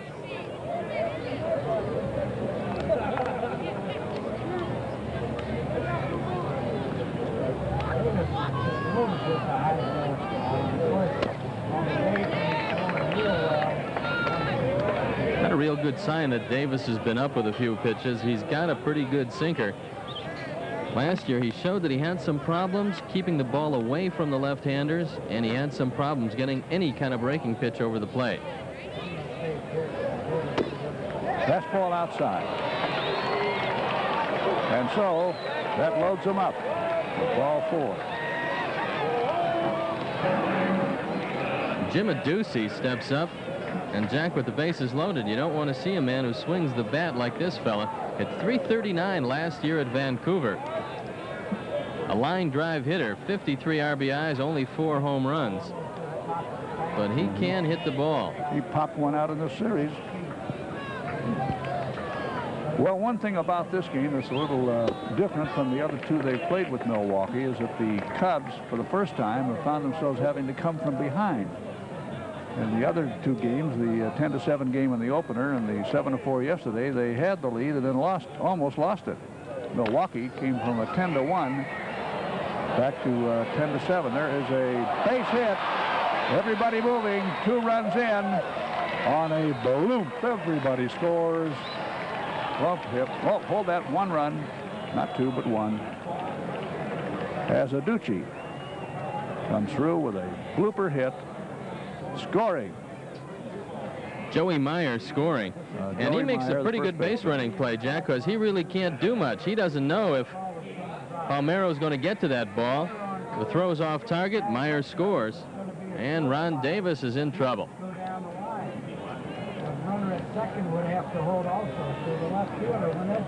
So, men on second and third now. Keith Smith up. First, second, and third. And there's a base hit to center field as Smith drives in one. Here comes another. The ball gets away from the catcher, Christmas. And everybody moves up another base on this one as Milwaukee takes a substantial lead now with a sharp base hit right up the middle. Right up the middle by Smith. This is the problem with the throw from center field. Dave Martinez finding out that you have to either bounce it in front of the mound or in back of the mound. But if you bounce it right on the mound, you'll watch what happens to the throw. It goes straight up in the air, actually hits Garrett Nago, and bounds away from Steve Christmas. Watch it again. Now watch where the ball hits. It hits the top of the mound, takes that big high hop. Otherwise, Nago's going to be out at the plate. And this is Cecil Cooper, who's going to do some DHing for the Brewers this year.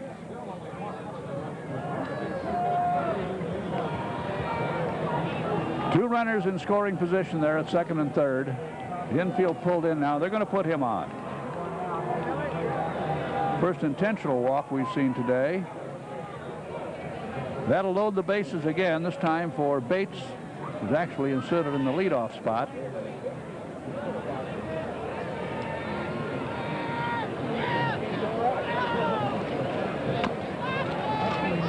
Well, things are not looking up.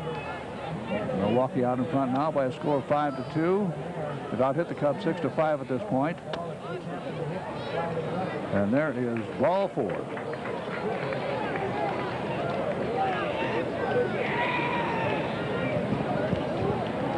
Billy Bates struck out in the 6th inning. And he's a little contact hitter, not a whole lot of power. So you've got to play the infield in. Right now, you don't want to let this game get away. And the Cubs infield drawn in at all 4 positions. All right. Davis set. He needs an out very badly here. Very badly. One out, the base is full. Strike one the count on the curve.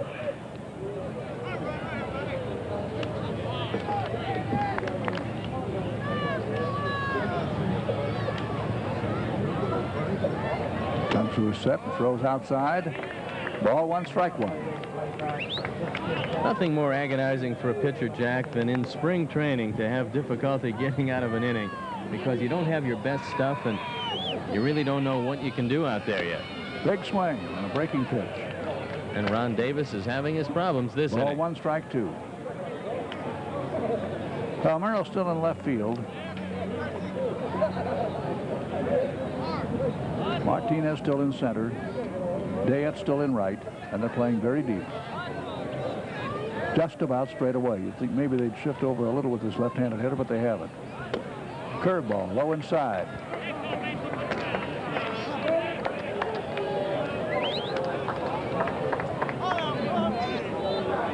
Bates is the 8th man to bat in this inning. And with one away, it's very possible for Milwaukee to bat around.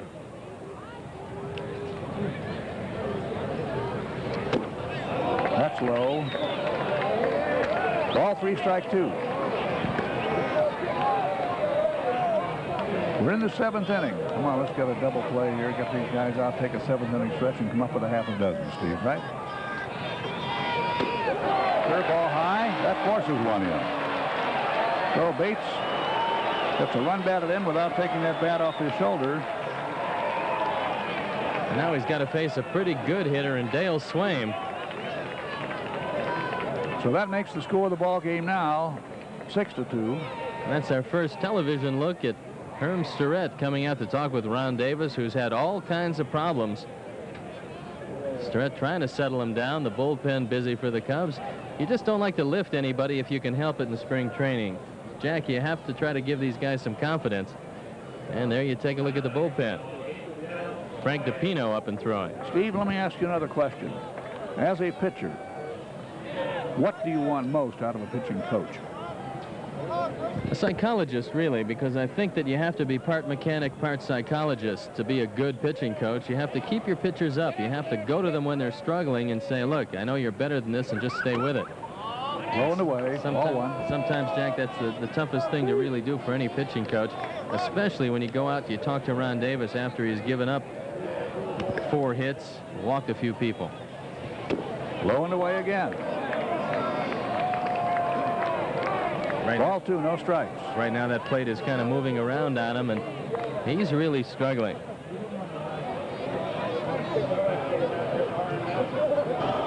Smith, Cooper, and Bates on base. Fly ball.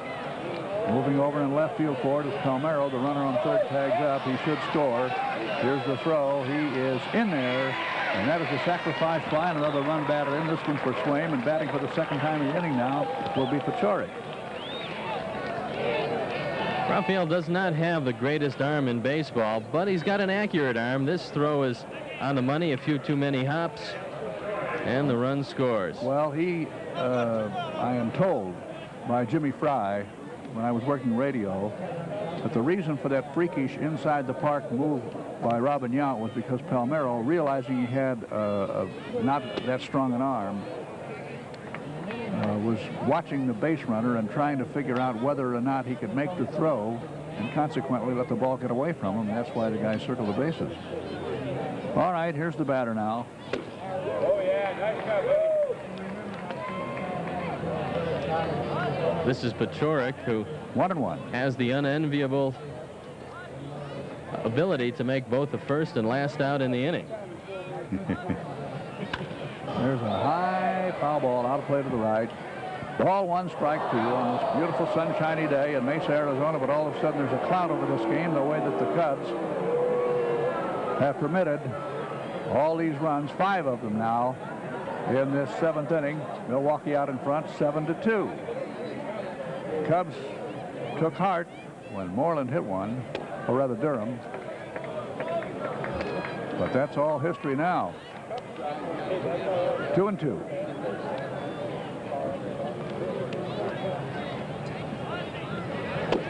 Strike, got him. Called third strike right at the knees, caught the outside corner. And so that finally retires the side. 5 runs, 4 hits, no errors, and 2 left. So everybody take a 7th inning stretch now with the score of the ball game. Milwaukee 7, the Chicago Cubs 2. You're watching WGN Cubs Baseball, Channel 9 Chicago, where tonight at 10 o'clock you'll be looking at a tribute to DePaul's great season, the Final Four once more. Remember, tonight at 10 o'clock, Joey Meyer and the Blue Demons. The leadoff hitter now is Dayette as the Cubs come to bat in the 7th. Everybody taking a 7th inning stretch here, and I wish Harry had been here to catch the tribute that the folks gave him. There's a high fly to left field, and it's caught out there by left fielder Aducci for 1 away. Folks spontaneously saying, take me out to the ball game, with some signs saying, get well, Harry, and we're pulling for you, Harry. And it was kind of nice, wasn't it? Yes, it was. Yes, it was. I'll tell you, there's nothing like a real good sports fan. They have the most loyal characteristics, I think, of any branch of our culture. Taking a look at Chris Bosio on the mound, and he has got quite a fastball. A good live arm, 6'3", 235 pounds. All right, ground ball to the right of the mound. In for it from second base now. Bates over to first, and that's out number 2. And Mike Brumley was just nipped at first base. He was hustling down the line. Good, sharp throw, just got him. Watch it one more time.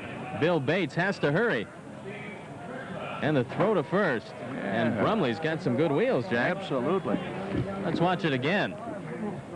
Taking nothing for granted. Brumley hustling all the way and just beating it. You have to like that first stride. Yes, sir. He got out of the box in a hurry. Instead of a little mincing stride. There's a base hit now. A drive by Smith, right out in the center field, a line shot. puts a man on first, and brings up the catcher, Christmas. Well, that was Christmas, I'm sorry. And that brings up Martinez, the leadoff man.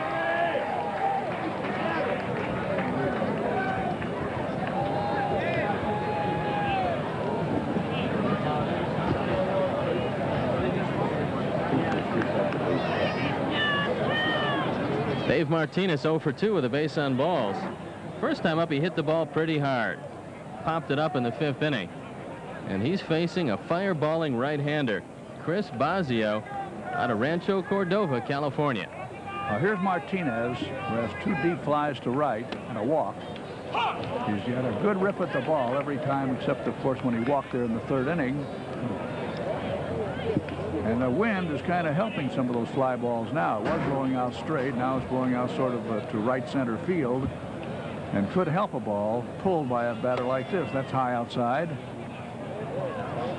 Bosio had some problems at the major league level last year. He was 7-3 at Vancouver, but 0-4 with a 7.01 ERA with the Brewers. So he's looking for a big spring, and he wants to find a place in that bullpen. 7-2 ball game. Milwaukee out in front with that big 5-run 7th inning. Now I'm looking forward to seeing Mark Grace, who's in the on-deck circle. Jack, you saw a lot of him in Peoria. Yeah, well, we were down there a few times, and they called him Amazing Grace down there. He had himself a real good year, and he, as they say, is one of those fellows with all the tools. But that was Class A ball, so it's going to take a little doing for him to make it up to the majors. Very few men have ever made it from Class A to the majors in one jump. That's a high pop-up. Bates grabs it for the out to retire the side. No runs, 1 hit, no errors, a man left. And at the end of 7 complete innings, the score of the ball game, Milwaukee 7, the Chicago Cubs 2. All right, Brewers out in front, 7-2. The ball game moving now to the 8th inning, and DePino, one of the fellows that they're really counting on, seems to me to be part of the youth movement, is now the pitcher. Well, Frank DePino came over from the Houston Astros last year, and he said he never felt real comfortable making the transition.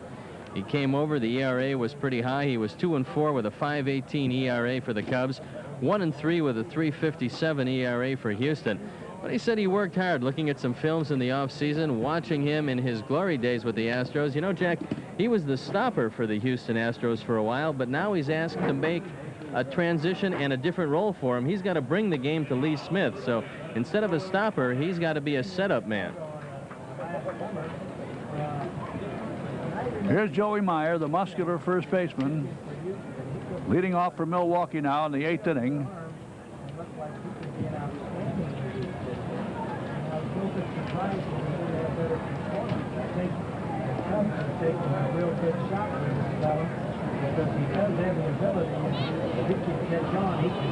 Speaking of Joey Meyer, congratulations to him. Our Joey Meyer. The small version of Joey Meyer. This is the king-size version. This young man has amazing power. He can hit the ball a long way. That's a little low. DePino had a blazing fastball when he was called on to wrap him up for the Astros. Last year, he didn't throw quite as hard. He was aware of that. Tried to work on a few more breaking pitches and turning over his fastball away from the right-handers. Joey Meyer, ready for this? 6'3", 260. And that's what they admit to in the program. Comes from Hawaii. Hit 24 home runs last year, but he struck out 115 times. All right, DePino sets. Goes for the low curve, and that takes care of that.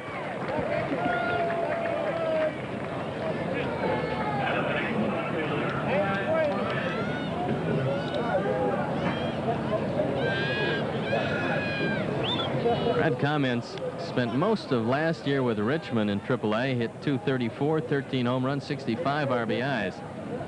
And Singleton scored the last time up. He got on base in the 7th inning. Most everybody did.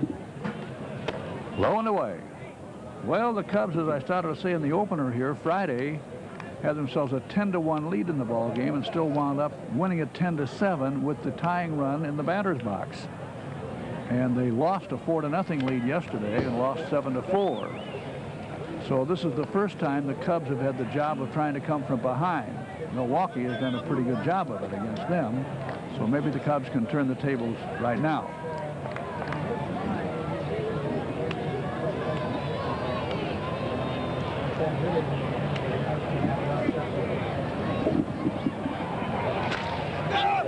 Pop-up off the bat handle right near second. Taken out there by Quinones. Out number 2, and that'll bring up Nagel. This fellow also played some baseball yesterday against this Cub Ball Club. Well, win or lose, you're going to see some pretty strange things happening in the Cactus League and the Grapefruit League, and that's what spring training is for. There's again a pop fly, short center field, and making a dive for that ball out there was David Martinez. He had to trap that one, but I'll tell you something, that wasn't too far away from being like the one he made earlier today, which is the catch of the, maybe the catch of the year up till now down here. Good effort by Martinez. Gets a good jump on this ball. The ball is dying. And watch the effort. Just missing the tip of the glove. But he does manage to keep the ball in front of him. And Nago winds up with a single. Now the batter, of course, is Aducci. Man on base, 2 out.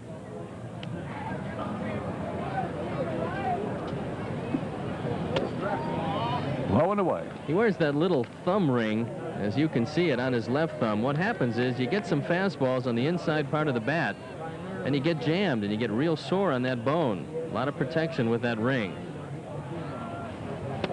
Strike. Big swing.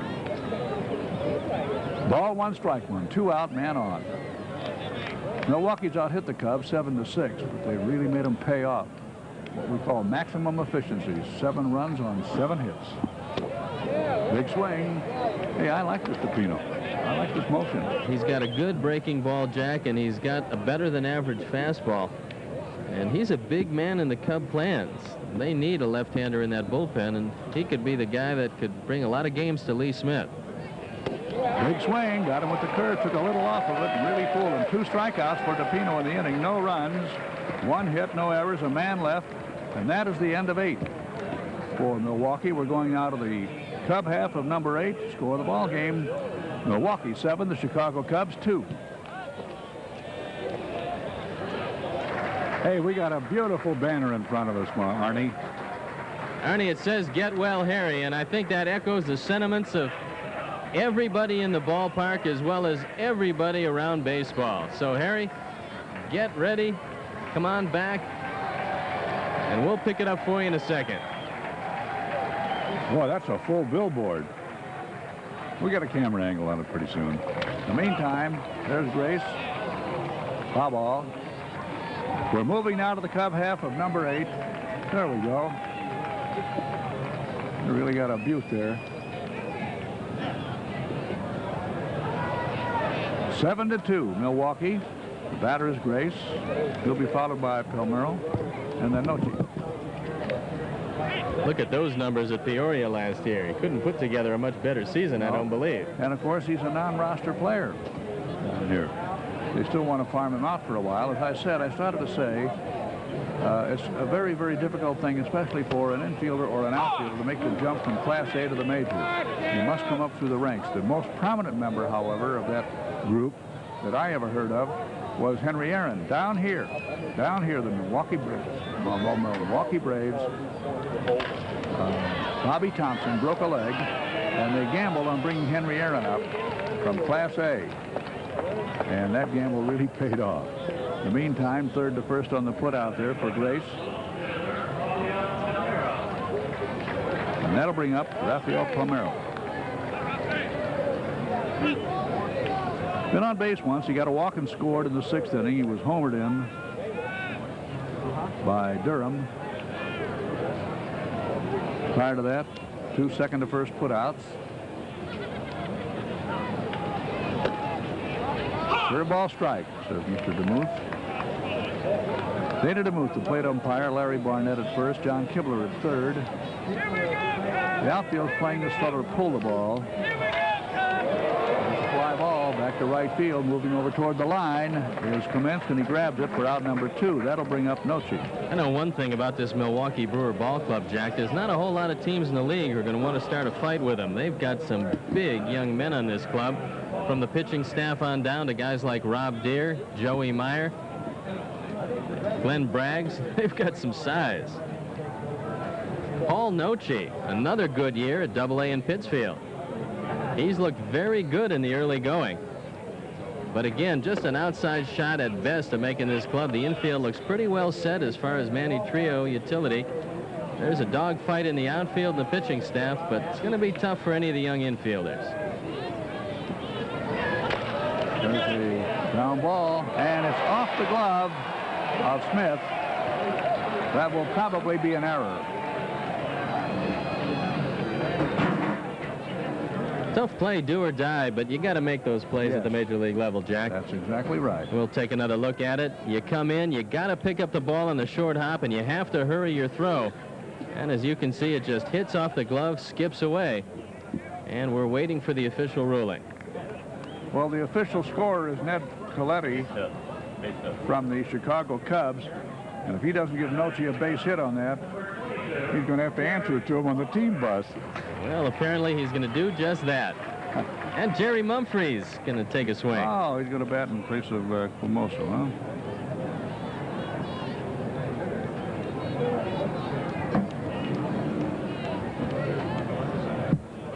Mumphrey, a far superior hitter, batting left-handed.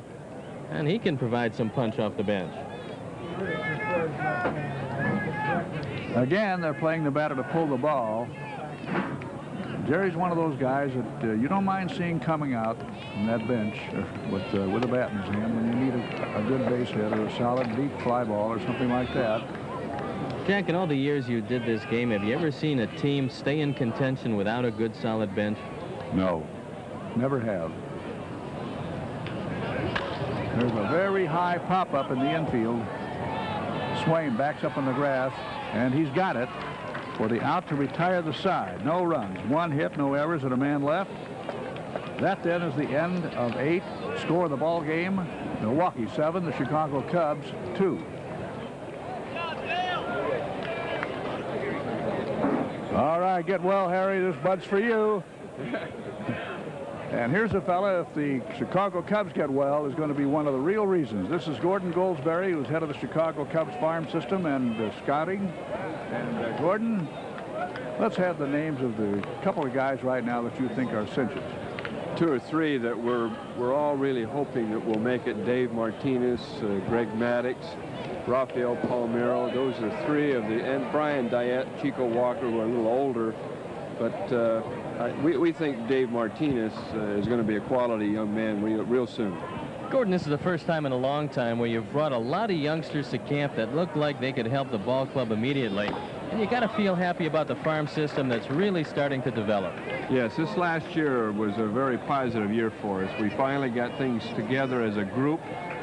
We had very good balance on our minor league clubs, both pitching, offense, and defense.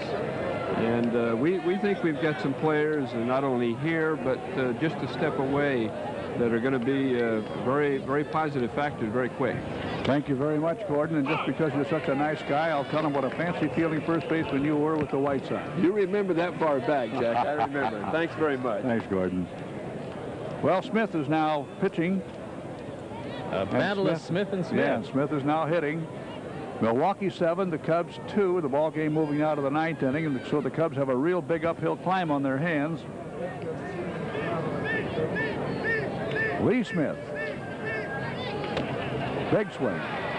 Lee Smith at 9-9 last year with 31 saves, and as you know, he's a fireballer. A lot of time in spring training. It takes a while for the arm to catch up with the body strength, and you don't throw quite as hard in the early going. But Smitty doesn't have too much trouble with the fastball. Line shot, center field, and it is a base hit. Drops in front of the center fielder out there, Martinez, and so Smith is on base against Smith. And that brings up John Berlein. Berlein. B-E-U-E-R-L-E-I-N, huh? Not much experience. A double-A year at El Paso, as you can see, not a whole lot of power. Well, Jack, they're running in some names on you today for your first day back in a while. It's got to be tough when you look down the roster and you don't see any of these guys who are in the ball game. Not only that, but I see some guys I want to give different first names to because they have the same name as their father, whom I did know. Same last name. There's a foul ball.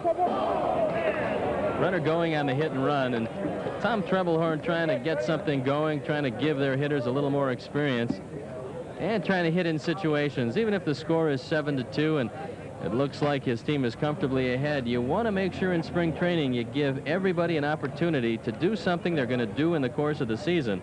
And if a guy doesn't have a lot of power, Jack, he's going to have to hit and run. Speaking of hit and run, one of my favorite Cub hit and run stories. Hope I get a minute for it here. Pepitone joined the ball club. Leo DeRocher's the manager. Amalfitano's coaching at first. Joey told him, he said, now look, if Leo crosses his legs in the dugout, the hit and run is on if you get on base. Sure enough, Pepitone gets on base, takes his lead. Leo crosses his legs. Amalfitano winked at Pepitone to make sure that he knew the sign. And Pepitone winked back and threw him a kiss and got picked up. Yes, we had a few characters. Yes. You know, one of the great things about timing in a broadcaster, Jack, is your ability to tell a story knowing the man's going to foul the ball off and give you the time to finish it. I had that one coming. I've been stopped twice today. Well, that's how you get in the Hall of Fame, I guess, and you certainly deserve to wear that ring, Jack. Oh, thank you, buddy. There's a ground ball. Deep second, nobody covering first. The play is at second, however, for the force. I think they got a little lucky on that one, Steve. Well, they did, and it's a good thing that Mike Brumley had the presence of mind to go to second base. Watch what happens. Lee Smith does not get off the mound. There's nobody covering first base at this time. Quinones goes to second. They get the force out, but this is a mental mistake on the part of Lee Smith. Grace was pulled off the bag, and you got to go to first base, Jack. He has only one thing to do in a spot like this. That's to put his head down and run for first base as fast as you can get there. And, of course, Lee is admiring the fielding style of Quinones and doesn't get over. Like Frank Lane used to say on a play like that, the usher should walk out there and ask him to show a ticket if he's going to be a spectator at this game. Well, a few defensive miscues on the part of the Cubs, some mental mistakes, but that's what you do in the early stages of spring training, and you just hope as spring training progresses, you eliminate those because it's the mistakes that beat you. Very few times will the opposing team do it to you during the course of the season. First manager I ever heard say this, certainly has been echoed by other managers many times since. Paul Richards said, teams don't win games, other teams lose them. Well, it happens because the ability level in the major leagues, Jack, is so close these days. Every team can hit, every team can pitch, but the teams who can play some defense are the teams that put themselves in a position to win, and then the luck will even out. Willie Bates takes a big swing. He's out of there. And that'll bring up Swain. Well, if you're about 5'5" or 5'6", and you take a swing that big against Lee Smith, you're going to take that long walk back to the dugout, which is what Billy Bates is doing right now. Well, I saw one guy take the swing, and it broke 1,000,000 hearts. Steve Garvey, a couple of years ago in '84, the playoff at San Diego, ninth inning, hit a 3-run homer off of Smitty and won the ball game, and that evened up the playoffs at 2 games apiece. The playoff which San Diego won the next day, and I never felt sorrier for a man in my life. But I happened to be standing behind home plate. Well, Vince Lloyd and I were there to do our post-game interviews, and you could just see that pitch come in there and hang. And boy, I think every Cub fan, Jack, has a recollection of that ball sinking over the right center field wall.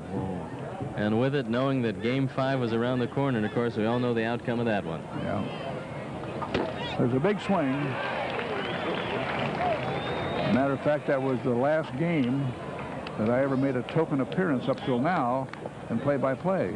Harry and the guys turned it over to me for an inning. And Jody Davis accommodated me with a home run. I owe him a steak for that one.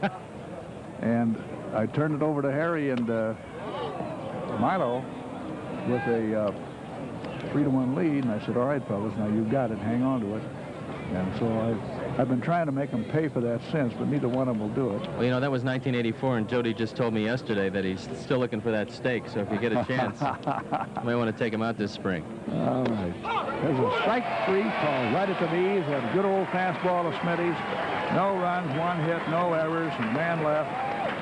And that takes us now to the bottom of the 9th inning. Score of the ball game. Milwaukee 7, the Chicago Cubs 2.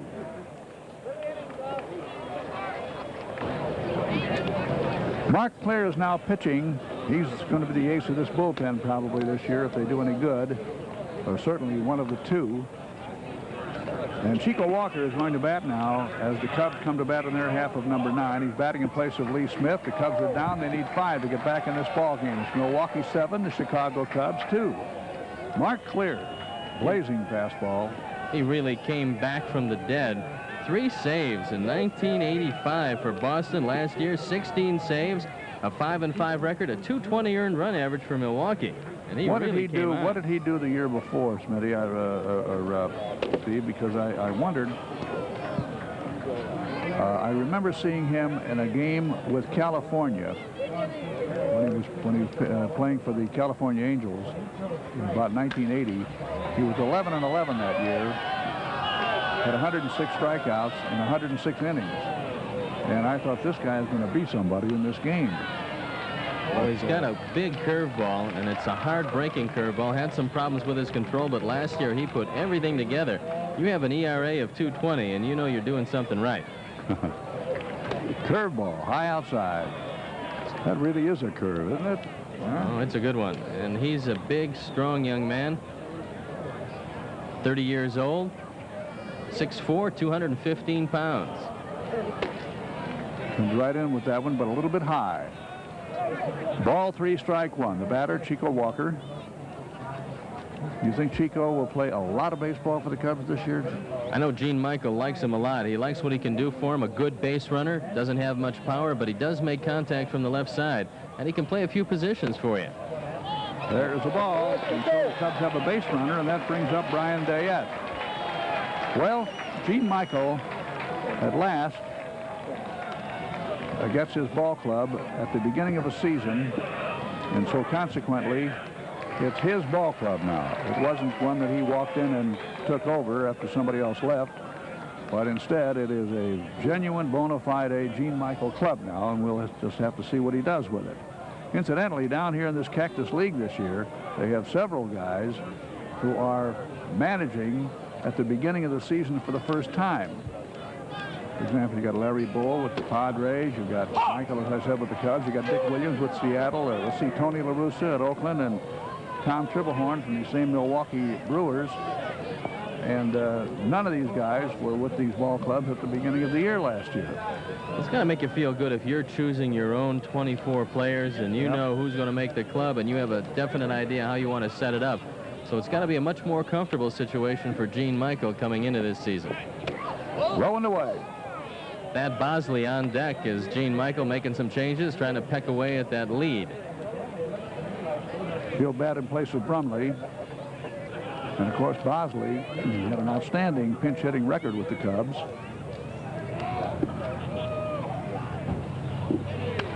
Check swing foul. Hey, good catch by that customer. That was a line shot.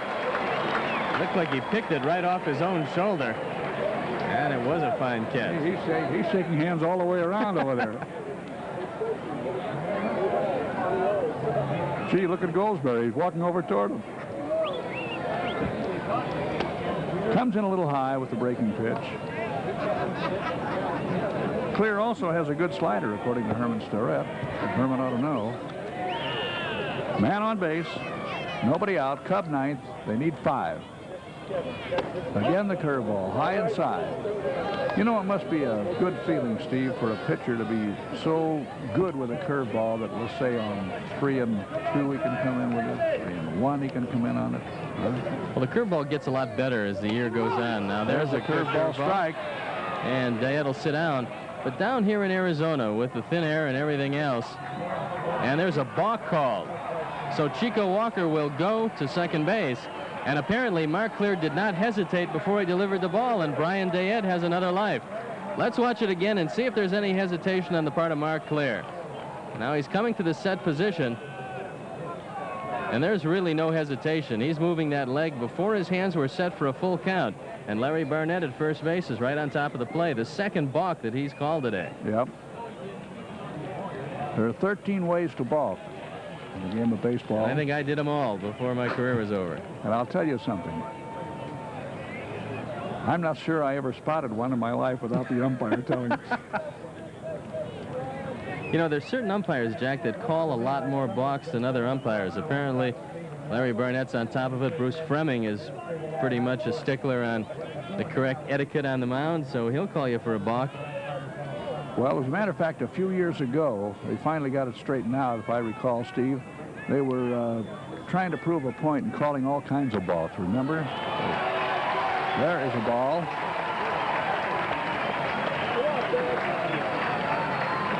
So that puts Dayette on base.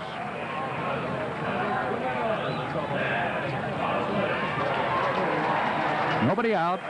Now on first and second, and here's Bosley pinch hitting. Thad Bosley. He can hit the long ball. Got himself a double in the opener. He's made himself one of the premier pinch hitters in the game. You know, coming off the bench is one of the most difficult things to do because you only get one look at what usually is a quality reliever from the opposing team. You know what he did this winter? In order to practice how to hit the breaking pitch and so forth, he had his girlfriend throwing ping pong balls to him. But she didn't throw quite as hard as Mark Clear. That was the only problem. He said he used to buy him 10 dozen at a time and crush him in his apartment in Chicago. High inside. Ball one. I don't think it would hurt as much to get hit in the head with a ping pong ball as it would one of Mark Clear's fastballs. Well, I'll tell you, if you want to prove that a ball can curve, just throw a ping pong ball, or a table tennis ball, actually, is what they should call it. Ping pong's a brand name. And you'll find out that it certainly does prove that the spheroid can curve. So if a table tennis ball will curve, then why can't a regular baseball under certain conditions? But there's always been that scientist or that mathematician or that would-be big dome who wants to prove that a baseball does not curve. He's obviously never swung a bat and tried to hit anyone that had a curveball like Sandy Koufax or some of the other good ones, Camilo Pascual in his day. Ball one, strike two. That's a strike call.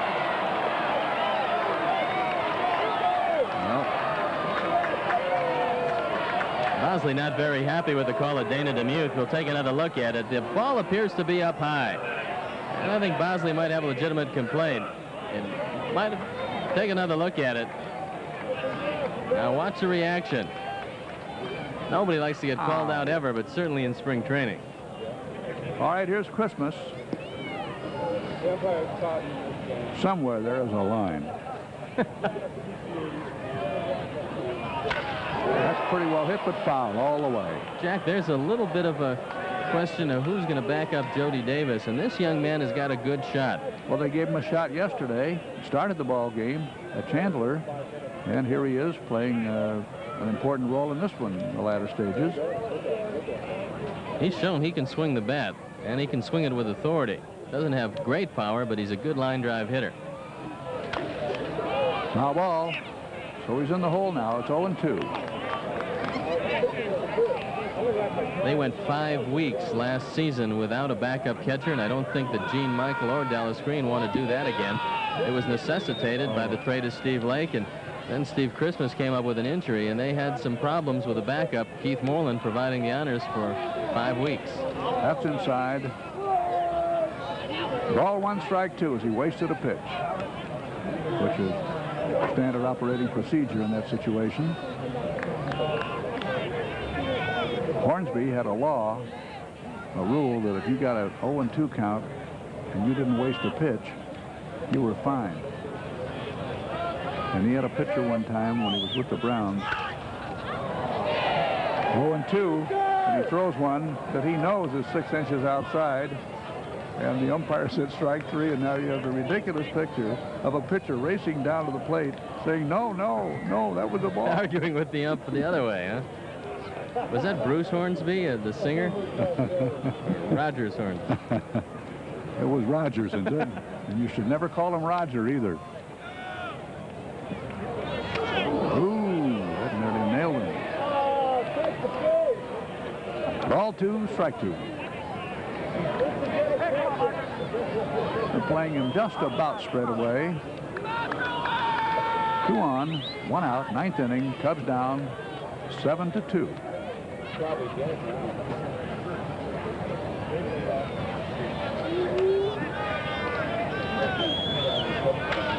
Bat handle pop-up should be routine. Keith Smith grabs it, and that's out number 2. And that'll bring up David Martinez, who's the last chance the Cubs have to stay alive in this ball game, unless something rather spectacular take place.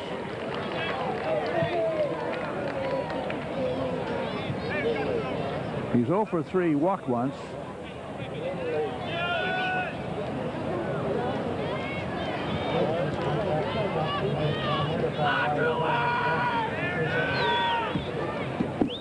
Outfield's playing him a shade to the right, fairly deep. A little high. Ball 1. You know, this is a 75th anniversary of statehood for Arizona, Jack, and now I've had the pleasure of working with 2 guys with more baseball experience than that between you and Harry, and I want to let you know it's been a pleasure. Well, old Harry, I hope my boyhood hero gets well in a hurry. Your boyhood hero, huh? Tell him I said that, Dutchie. Well, you know what I told Dutchie, his wife, on the phone? I said, you want to get him back in a hurry? Just tell him that a bunch of us went over on Scottsdale Road last night and signed his name to several tabs. There's a lot of folks around the restaurant and bar business here in Arizona really missing Harry this spring. Yeah. The handles are down all over the city. Hey, how's Harry and Steve's doing? Just doing fine. Great. Great. But don't tell Harry that, because he'll be looking for some of the proceeds. Wants another dividend check.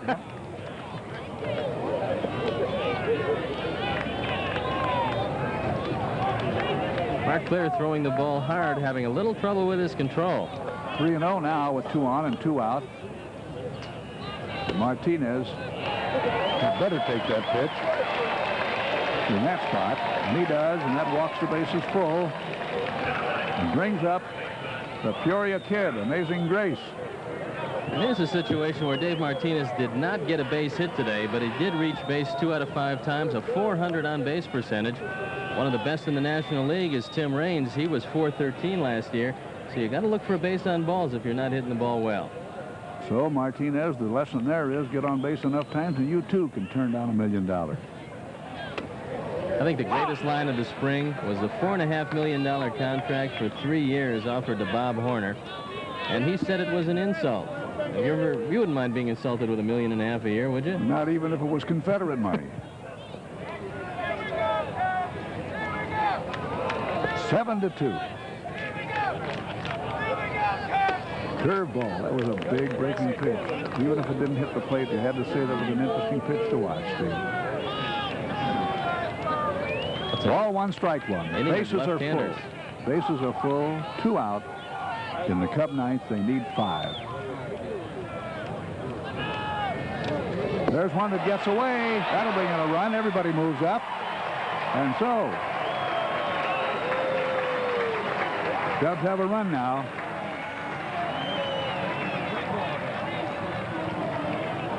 Claire still struggling with his control. Throws this slider down and in. It gets by. Chico Walker scores the 3rd Cub run of the afternoon. And where there's life, there's a little bit of hope left for the Cubs. Watch it again. You just knew that Chico could score on that one.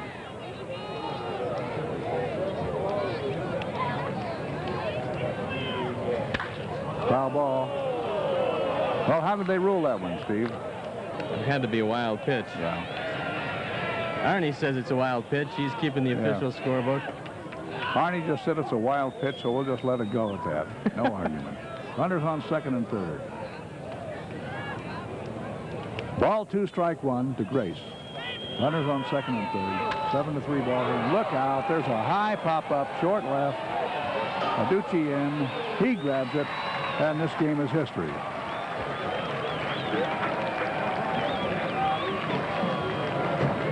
So, final score then, Milwaukee 7, the Chicago Cubs 3, and Steve and I will be back with the totals in just a moment. Well, Stevie, here are the totals then for the Milwaukee Brewers. 7 runs, 8 hits, no errors. Knudsen's going to get the win in that big 5-run inning with the pitcher record at that time. Cubs 3 runs, 7 hits, 1 error. Davis the loser, time 2:30.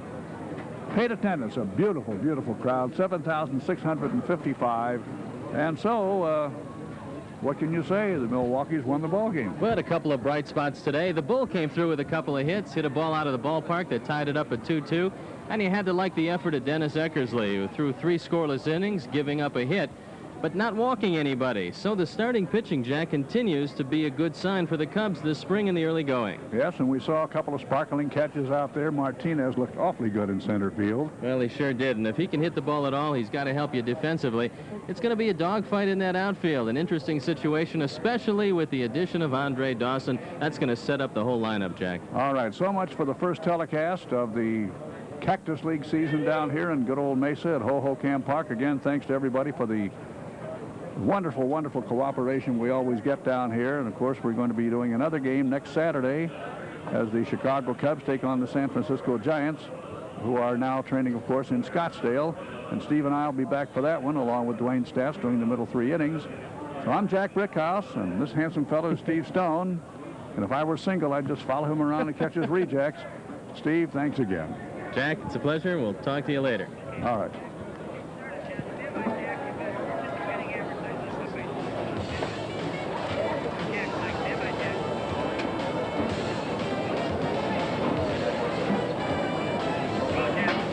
Chicago Cubs baseball has been brought to you in part by Bud Light from Anheuser-Busch, True Value Hardware, your neighborhood Unical 76 dealers, Buick and your Buick dealers, and United Airlines.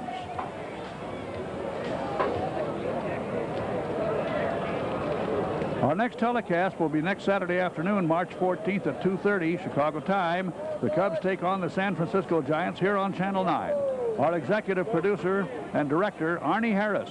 Thanks again to Jack Rosenberg, our WGN sports editor and WGN television sports editor. This has been a WGN Television 9 sports presentation.